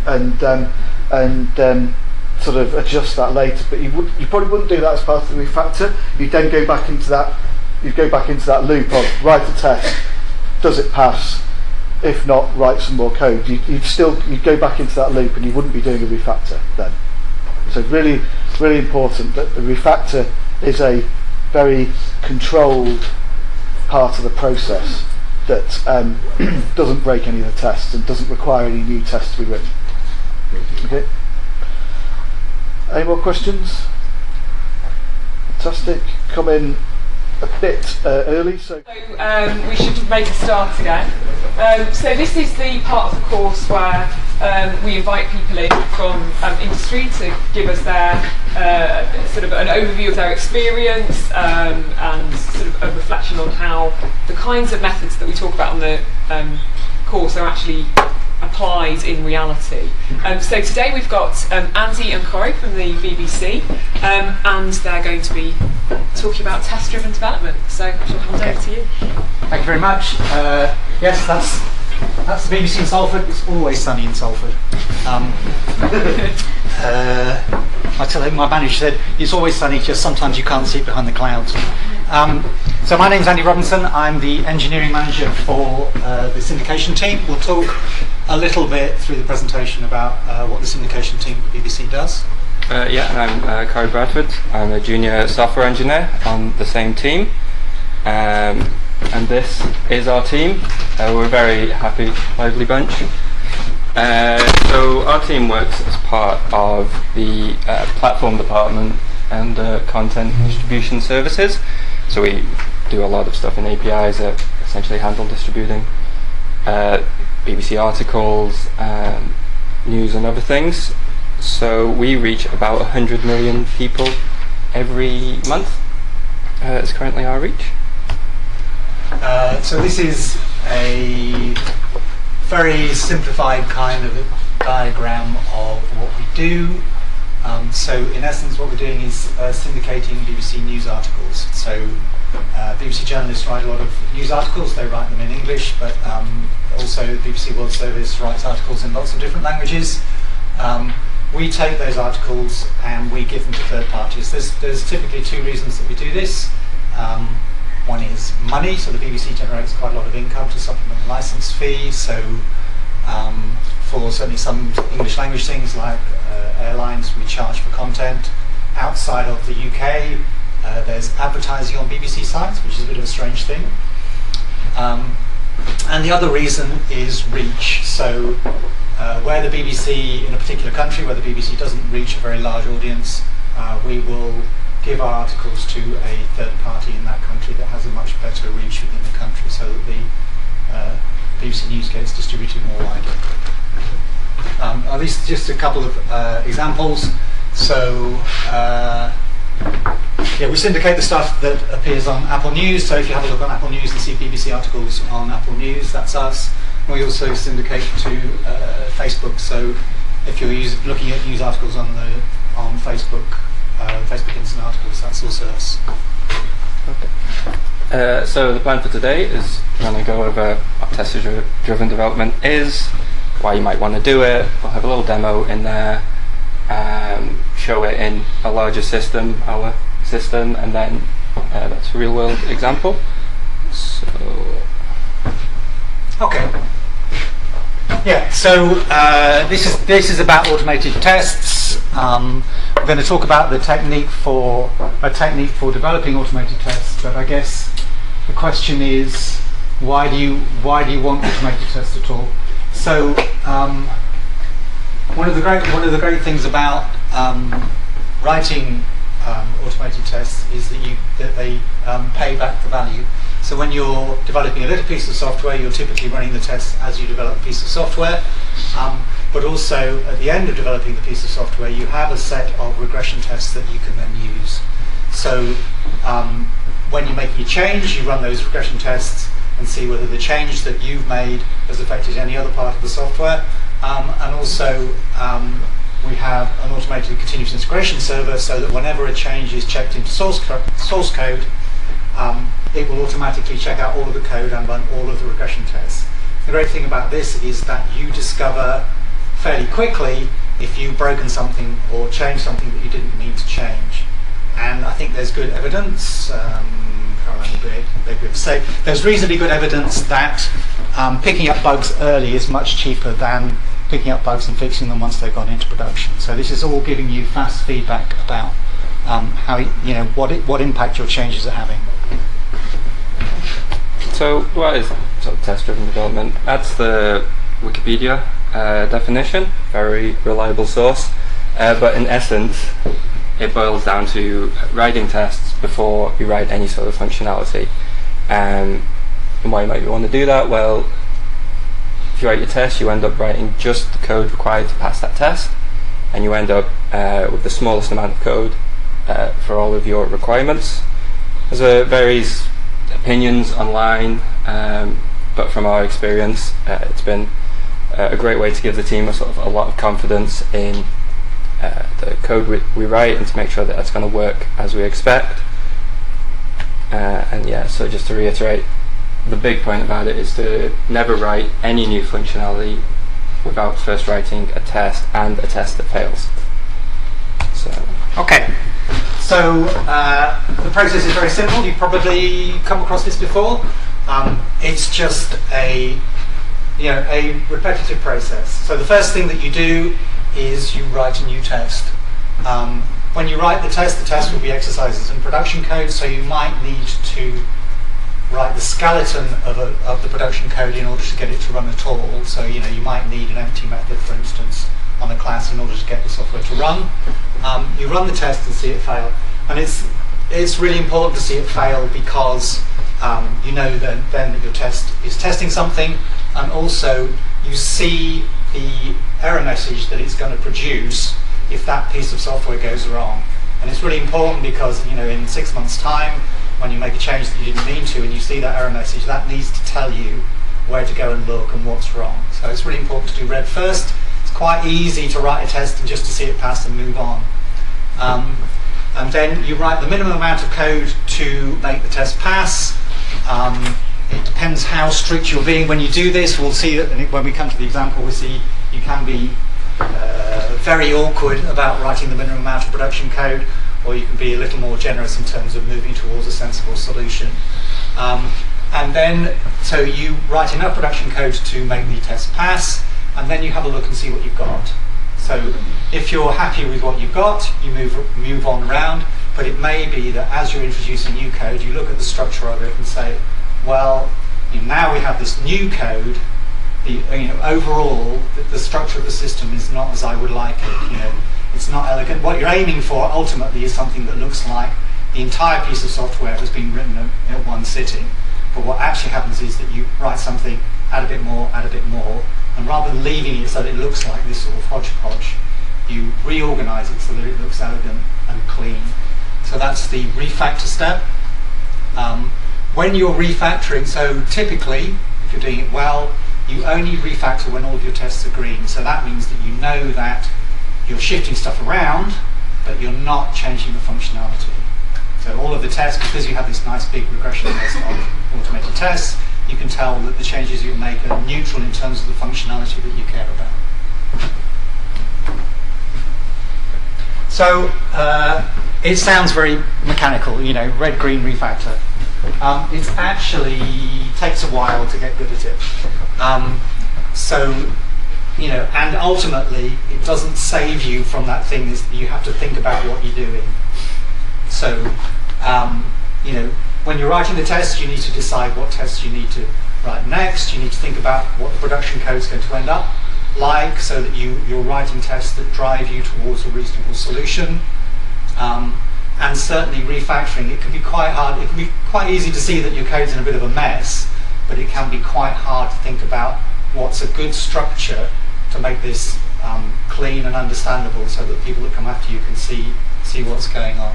So, yeah, it's a nice process. It's a good framework to hang your work off, but it doesn't get you away from the the fact that you still need to think about software development, and you still need to think about all of the things, structuring your code well.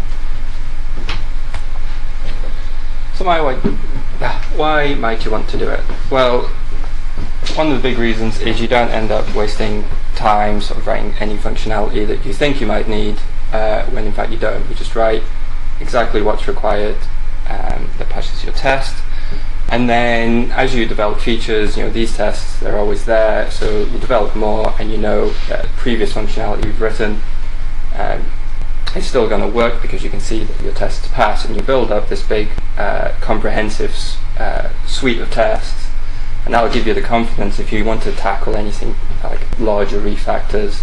You know that you're not going to break the functionality as long as all your tests pass. If you don't have those, then you can be a bit unsure.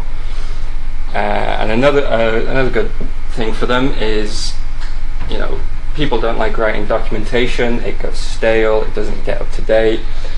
But your tests will always be there. Your code will always be written to your tests, and that serves as your documentation for your code. If it changes, that's because your tests have changed, and therefore your documentation's already up to date. And it's the best place to go to actually see what the code's doing. You can see the description of what it should be doing, and if it's passing, then it should be doing that. All right, so we're going to do a little demo. So the demo is Hangman. Does everybody know Hangman? Yes. Does anybody not know Hangman? Okay, right. So Hangman is it's a word guessing game played between two people. So somebody is having a word in their mind, and the other person is trying to guess what it is, and they try and guess one letter at a time. If they do well, then they guess the word, and they only have so many guesses before they lose. So what we typically do is, if I've got some secret word here, like word, you can just see it's got 4 blanks, so it's got 4 letters in it. So what we do is, you guess a letter, say A, and either that's in the word or it isn't. If it isn't, we start drawing this little thing out, so to represent a hangman. And every time you get a wrong guess, we draw more of that. And if this ends up complete, then you lose.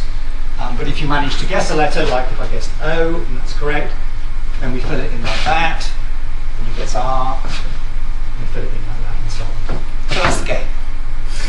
Yeah. We can reduce this to its simplest form, so we're not going to be drawing any little men. You can reduce this to the simplest form, which is you have a function that takes 2 things. So it takes a secret word that we're trying to guess, and it takes a list of letters, which is the guesses that you've had so far. Yeah, and that produces the output. Either you've had too many guesses. Is that on there? Yeah. Yes. If you've had too many guesses, in which case you lose, or you've got a number of guesses and you haven't lost yet, in which case we produce this thing which says these letters are correct and you still need to guess these letters. Yeah? Okay. So that's what we're going to try and do. We're doing it in JavaScript, which is a bit scary for me. It's fine for me. I'm not. Yes, it's fine. But we were talking about this, and Corey said, "Yeah, we can do it in JavaScript." And I'm like, I know JavaScript, so I've not written JavaScript for years. Yeah, okay. But just some quick examples. So we have this hangman function. If we pass in the word hangman, but we've not had any guesses, then we're going to get back just a string that's every letter, but as an underscore. And as you can see, when you start, okay, we've guessed 1 right letter, so it's replaced those underscores for the rest. I'm working down to, if we just give in of 10 bad guesses, then you instead just you lose because you've guessed too many times. Okay. So we're going to do this as a pair. We do this all the time. Well, not in JavaScript, but so it's very nice. It's very nice. You work together. You talk about the problem. You swap programming and trying to look after the bigger picture. Right. Okay. So So we have a basic skeleton structure here. We've got just our empty function right now that we're expecting to do stuff, and then a file here that we're going to write our tests in. So I think we should just dive straight in. And the first test we're going to do, we can keep it simple, which is basically we give a word and we want to get underscores back. So it should replace unguessed letters with underscores. So all we're going to do is we're going to get our result, which is calling our function. Not with a capital. Command, and we want to pass in, we'll keep it simple, our word, and we're going to just pass in an empty array to say we've not guessed anything. So then we're going to expect this, our result, to be, what we're going to expect it to be, we're going to expect it W, O, R, and D. I'm just going to neaten up the code, and then so now I'm just going to run this test.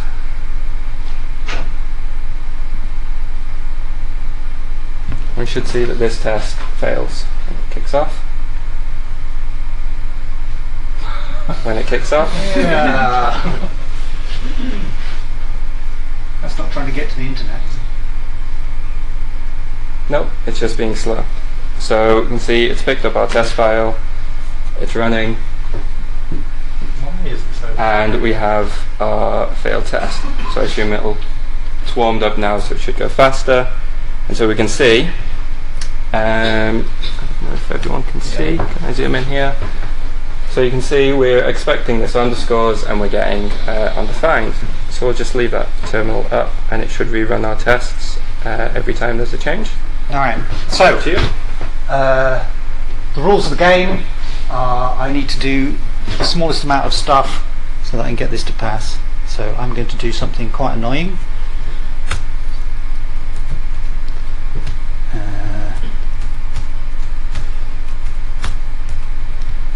There we go.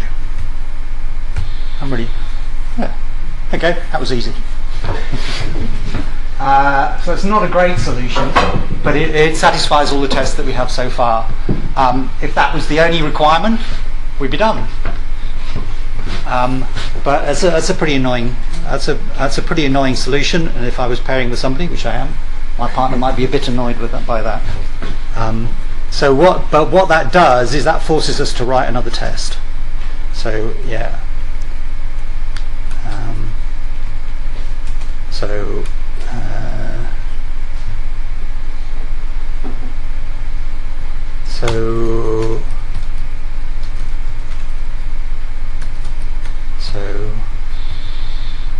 So let's try it with something else.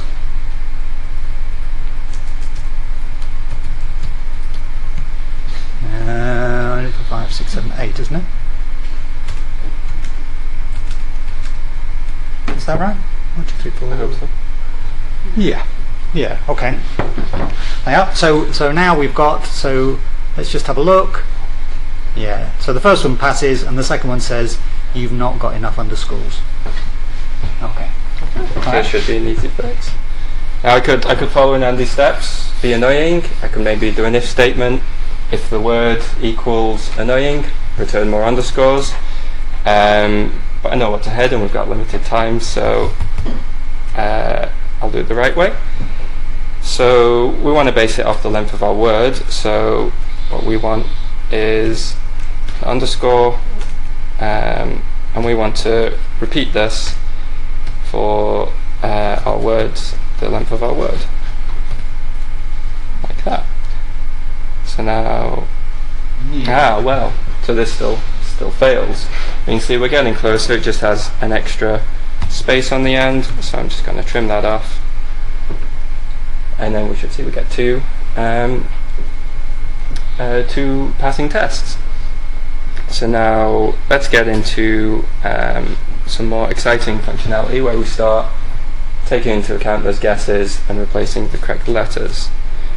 So it should replace I'm just going to look at my previously written descriptions. It should not replace a guess. So it should not replace a correctly guessed letter. So in here we're going to do the same again. We're going to take we're going to call a function. You're taking my word there. Taking your banana. And so we're going to pass in some guesses. So let's just pass in one guess for A. So now our expectation. Now our expect should be that this will actually contain some of those letters. So this should be what's still going to be a B, but then we're going to have an A. It's going to be an underscore for N, and have an A. Underscore. Bam. And yes. All right. Yeah. So now I'm going to have to. So this is where it all goes horribly wrong. I'm actually going to have to do some work in JavaScript. Okay. So I think the thing that we're going to need to do is we're going to have to go through the word. So what I'm going to do is I'm going to first of all I'm going to take the word and I'm going to split it into individual characters. So by some quirk of JavaScript, I think if you give it an empty if you give it an empty string, that will actually split the word into an array of characters. JavaScript is weird. Okay, so we're going to do this in a sort of a functional way, so that means that we're not going to write loops. I don't know if this is a familiar thing to you, but I've stopped writing loops on principle. There are lots. There are very good ways to process collections of information without writing loops. And one of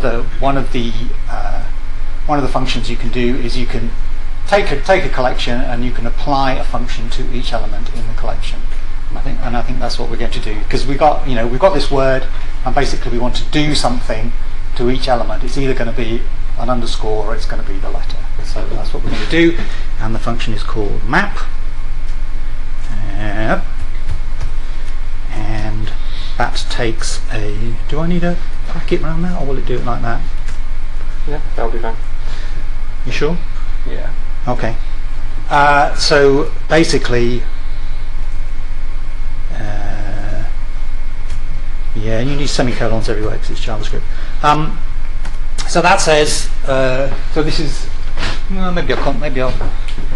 I'm going to spend the extra letters. There we go. That's a bit clearer. So I'm going to take every single letter in the word, and I'm going to say, well, okay, so if the letter is the same as first element in the array, then we need to return, don't we?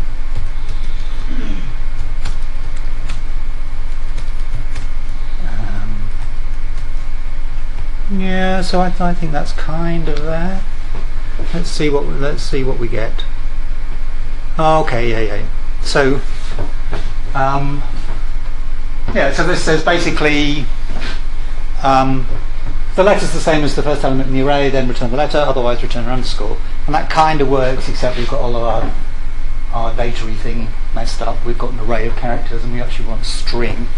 So there's some very nice thing in JavaScript that does this for you, I think. You can join together a collection using any character. And we're there. Yeah, okay. Alright. And there's no for statement. That's lovely. So what's the next test? So you see, I've been a bit sneaky here. Obviously, I've only considered the first guess. I mean, that's kind of, minimum code to make it pass. It's a bit, it's obviously a very chunky solution. So what I need to do is I need to write a test that will force me to do the next bit. So let's do that. Well, force Corey actually. Here we go.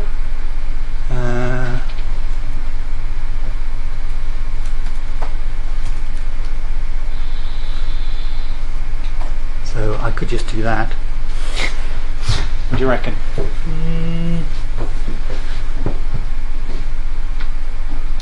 I'm going to... Technically correct. There you go. So it should replace all correctly guessed letters. So if we give it another guess, then what we're hoping is that that's going to come out too. Yeah, okay.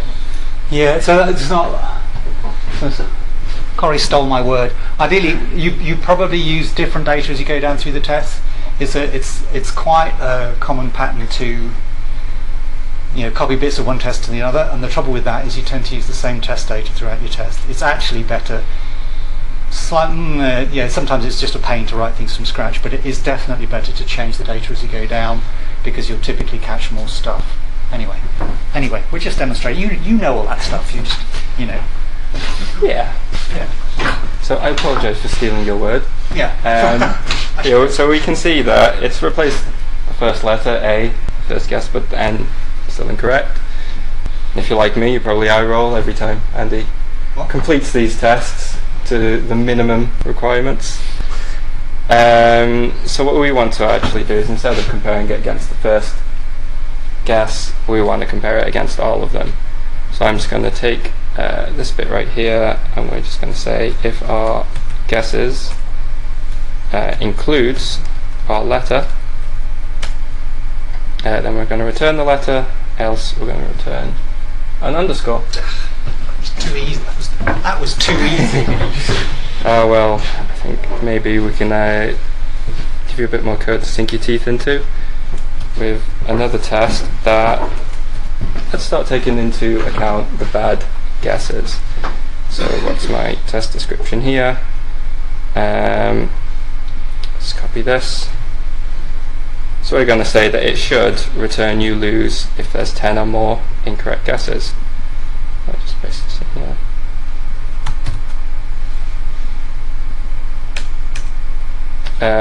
So I'm going to take banana and we're going to do pajamas instead.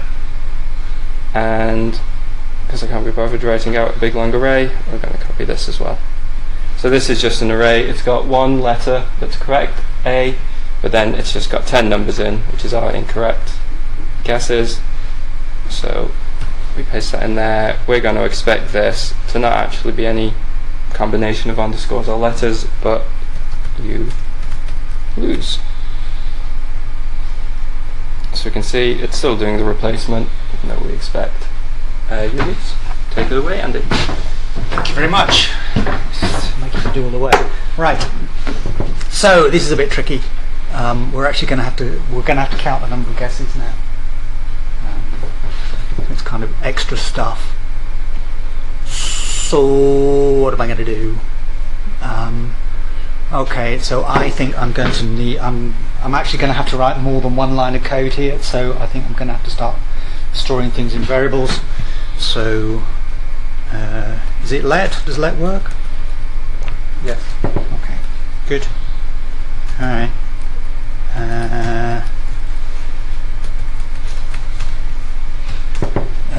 So bad guesses. So we're going to have to go through the array, count up the bad guesses, and return that as a number. So again, no loops. So there's this function called reduce. So we probably are going to need brackets now, aren't we? Yes. Yeah.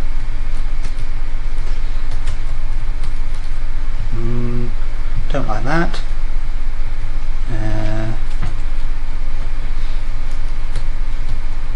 It's probably clearer if I do this. Oh, camel case? Yeah. Easier to read each word. Okay.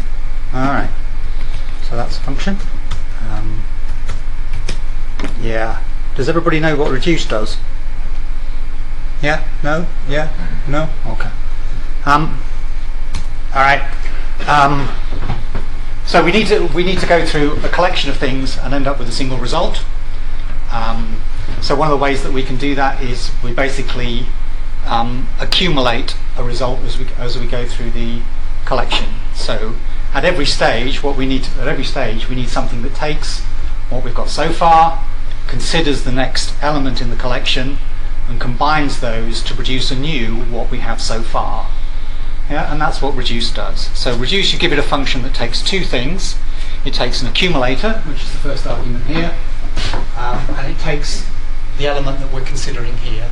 Yeah. So in this case, it's how many bad guesses have we got at this point, and is this letter that we've got now a good or a bad guess? And then we produce how many bad guesses have we got now. And you can imagine you just go through the entire elements of the array, and you end up with a single thing, which is the count of bad guesses. If I can write the function. Okay, so it should be relatively simple. So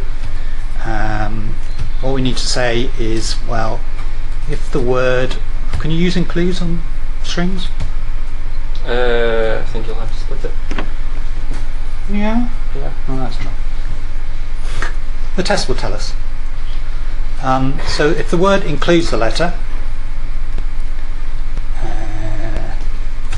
then it's a good guess. So the bad guesses so far remains the same. Yeah, it's a good guess. Bad less guesses. Do I need one of them? Yep. Okay. Yeah, I'll have one of those. Oh, it's wrapped. Looks horrible now.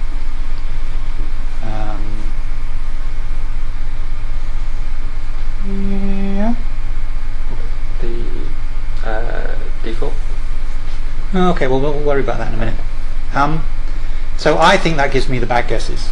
So that says basically, now if it's a good letter, bad guesses doesn't increase. If it's a bad letter, bad guesses does increase. And then I just need to decide what I'm going to return at the end. So if I just say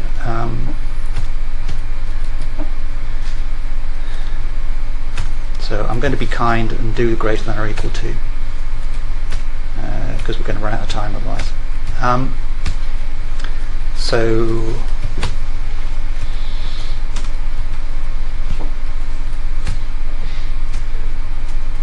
I'm going to go on.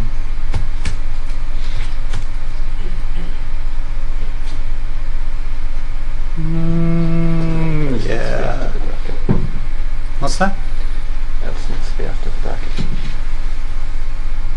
Nah. Really? Oh yeah, you got rid of that. Ignore me. Result. Is that right?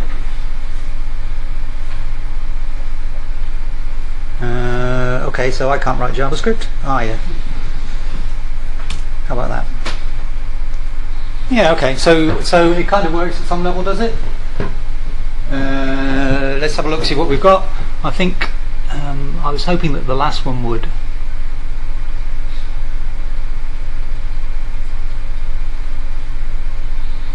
Okay, so it's still not doing it.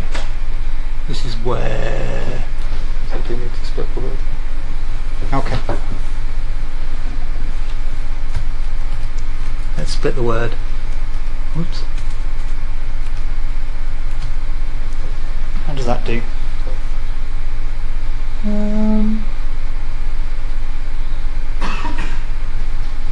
No. The initial to the reduce. No, it's not to do that because we're not getting those. So we can fix the first two, I think, because it's saying I don't like your reduce, and the reason for that is because we've got for the first couple of test cases we've got an empty collection, so there aren't any elements to go through, so it doesn't know what to do in that case. So there is. We can give it an initial value, and that should make it happier. Yeah. And Okay. use the exclamation mark at the end of view loops? We do, but I don't think that's why it's failing. What's the expectation? Yeah. So at the moment we're still. It's interesting, isn't it?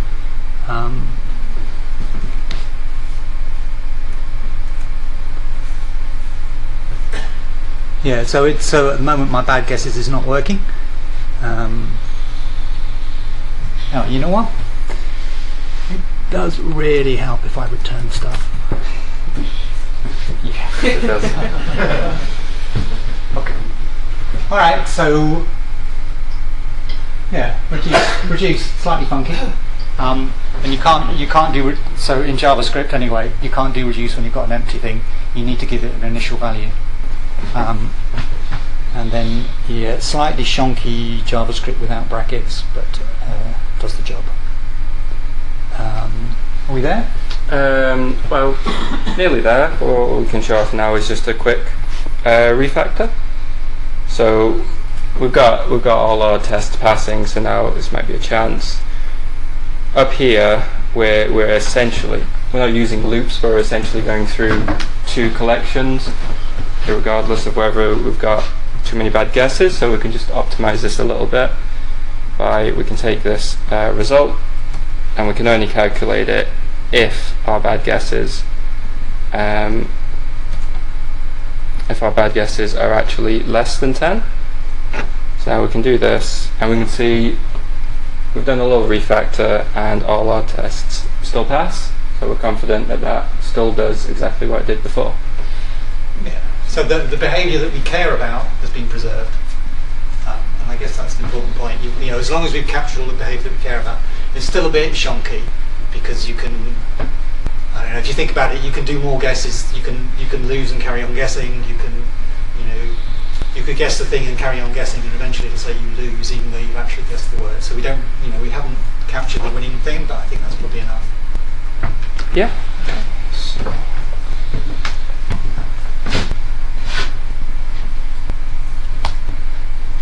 Okay, all right. So that's a tiny little example. We're going to have a talk about what it's like when it gets a bit bigger, and we'll have a look at our the code base that we actually work on, which I'm sorry is in Scala, so it's not JavaScript. That's not really the significant thing. So with larger systems, obviously, when you're developing the small components, you're doing unit testing. So unit testing is we're testing an individual function or an individual method in isolation, just making sure that absolutely works in the way that we want. And we write loads of those.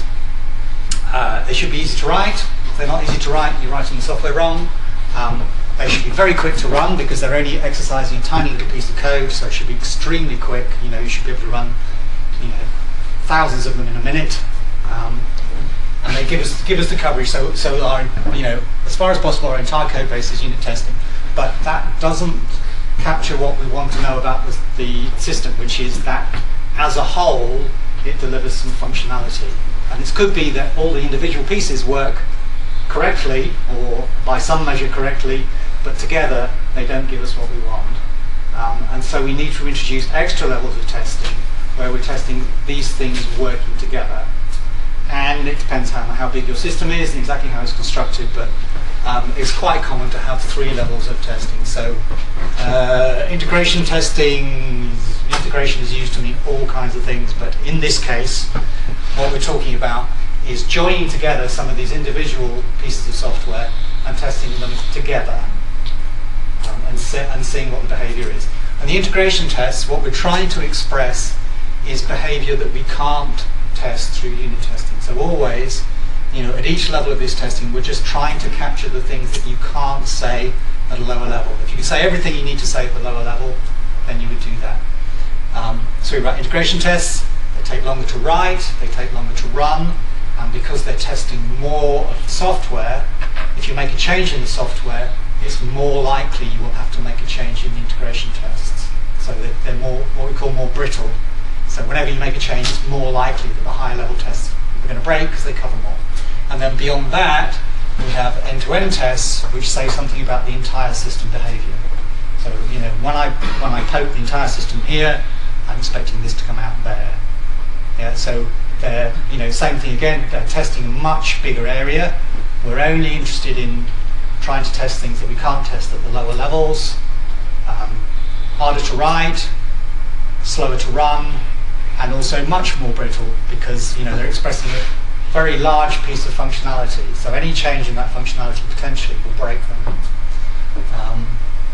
And we do, so if you do that well, that may be enough, but we also do a tiny bit of manual testing on top of that, sort of exploratory testing, trying to just exercise the software in ways that you wouldn't imagine. So it's a pyramid. It's not a tower block. It's a pyramid, and there's good reasons for that. These essentially it's sort of about cost, really. As you go up the pyramid, things cost more, so you want less of them. It costs more in terms of developer time, in terms of execution time. What have we got next? Just trying to show my notes. So as you sort of saw when we were doing the hangman, we were going through, we're writing the test, it was red, it fails, we implement some code, it passes, it goes green, and then at the end we did a little refactor. So this sort of encompasses our feedback loop, and in terms of that pyramid on the previous slide, you've got your end-to-end test that covers more, so that may be one feedback loop, but actually to solve that you dive into the red bit and you have smaller feedback loops, so then you maybe have a few integration tests that satisfy that end-to-end test, and in each of those you might have even more little mini feedback loops where you do your unit tests and you sort of build that up.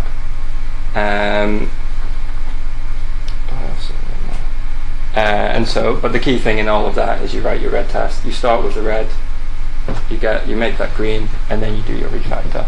Yeah, so I guess the only thing to say is the highest level tests, if you're implementing a piece of functionality, the highest level test will remain red until you finish the whole piece. Yeah? Whereas the individual unit tests, you should be able to fix those green. So what it does mean is if you're doing stuff where you're checking into source code, typically you'll have to do something with that test while it's red. So typically what we do is we will ignore or somehow disable that test while we're developing, but then that should go green by the time we finished implementing a piece of functionality. So we're just going to have a look at an example in our actual code base. So get this up for you.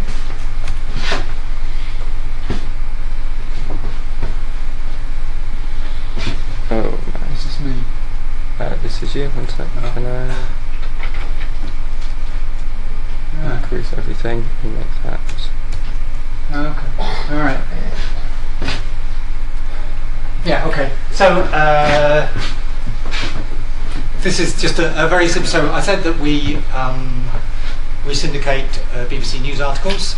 So typically we don't syndicate them one at a time. We syndicate them as lists of articles. So one of our partners will come and say, I want, the list of articles from the Spanish BBC homepage, and we'll give them, the top 10 or top 20 articles from the Spanish homepage. So one of the interesting things about that is the order in which articles arrive, because we developed the system in an incremental way. We started off, they just got whatever articles came out, in any order. And then after a while, we kind of figured, well, actually people might want it in a particular order. Typically with news articles, you want the most recent news article first. So that's in descending order of date. Or you could want it the other way around. I think we found that in general, if we didn't do anything, everything came out backwards. So this is a little piece of our software that the entire thing's about 60,000 lines of code, something like that. It's kind of medium-sized system, I guess. This is the piece that allows the user this implements the functionality to allow the user to choose which order the articles come out in. They can either come out in ascending order or descending order. So we've got these three cases here: ascending, descending, or we don't care. So let's just imagine. Actually, we say, well, so at the moment the default is we don't care. Actually, what we really want is the default should be descending. So we do that, and we do this, we get rid of that, and that'll probably complain. So I'm now going to run all the tests. So this is, it's main that I've not sorted out the imports.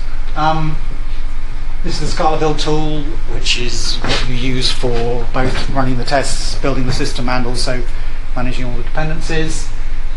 It will take a little while because Scala is quite a big, sophisticated language. It gives us lots of stuff, but it also takes a while to do, and it takes a while to compile. It has, I don't know, 10, 12 compilation stages, something like that. So the interesting thing is what happens. So this is running unit tests, it's running integration tests, and it's running what we have for end-to-end tests. They're actually contract tests, which is a whole other talk, at least.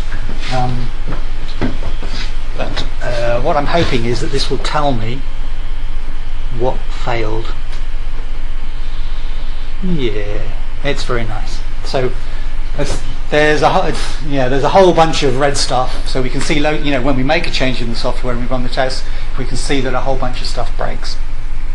And I guess what we'd hope is that sorting is something that's apparent to our partners who use our API. So we would expect there to be some testing at every level. We would expect there to be some end-to-end testing. We expect there to be some integration testing and some unit testing. And what we can see here is there is indeed a unit test for filtering. There is indeed an integration test for filtering. And then unfortunately there's a number of other tests fail. So we would expect one at see the ones that start with packed, that's our highest level end-to-end test, so we'd expect one of those to fail. So if we had a perfect test suite, then you would get one test failing at each level because the functionality is tested exactly once. But what we can see is that a number of integration tests fail, and indeed there's at least a couple of end-to-end tests fail. So this is what I was talking about in terms of it being brittle. So when we've been writing some of the bigger tests and we've been asserting what's happening, we do this, here's my list of articles, we've also assumed that the articles are going to come out in a particular order as part of that assertion. And what that means is that if we made this change in the software, then we'd have to go back and do something about all of these tests. That they are brittle. It's not. We've not done a perfect job, but that's kind of the reality of it. But it does show you the different levels of testing. Okay. What are we on with next?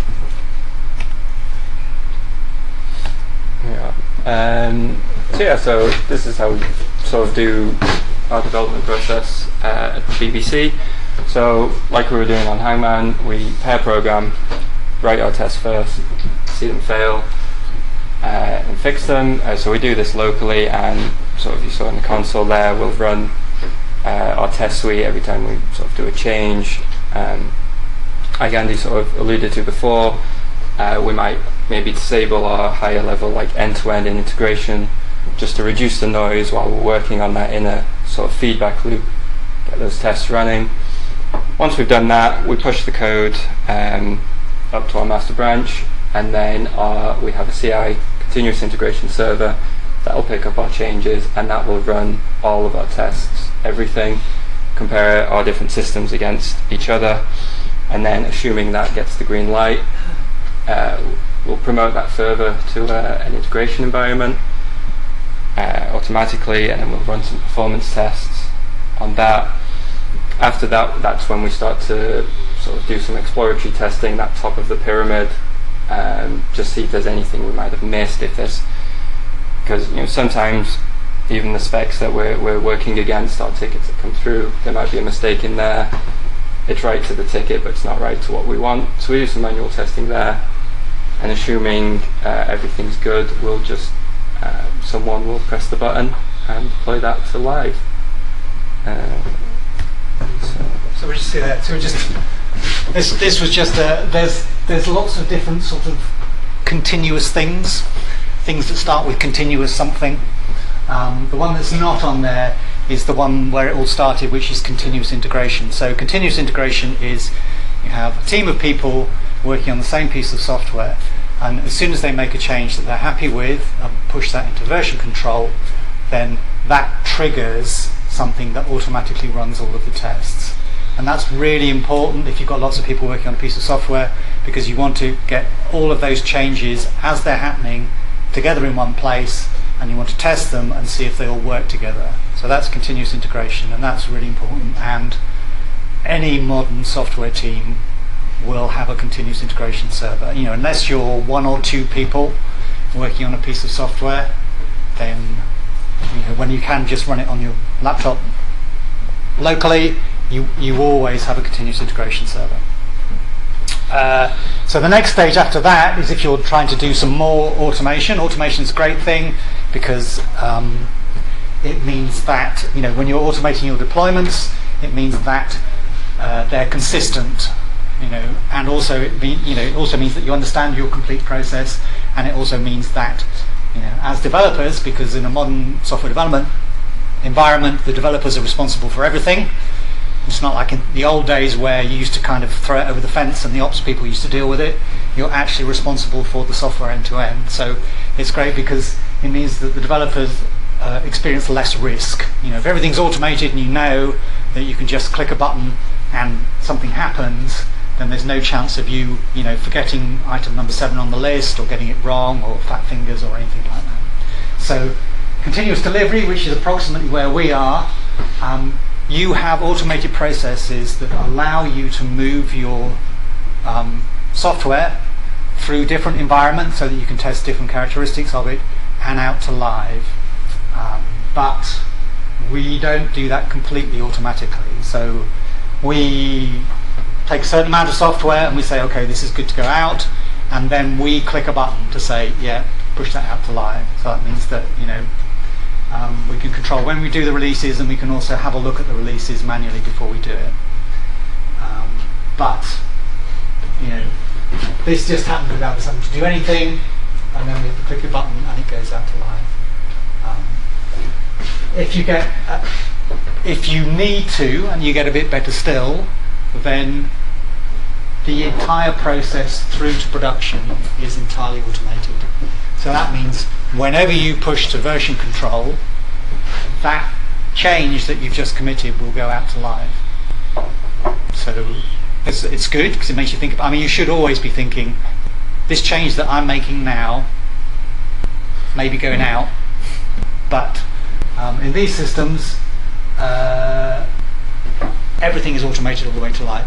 And I think it's typically web application.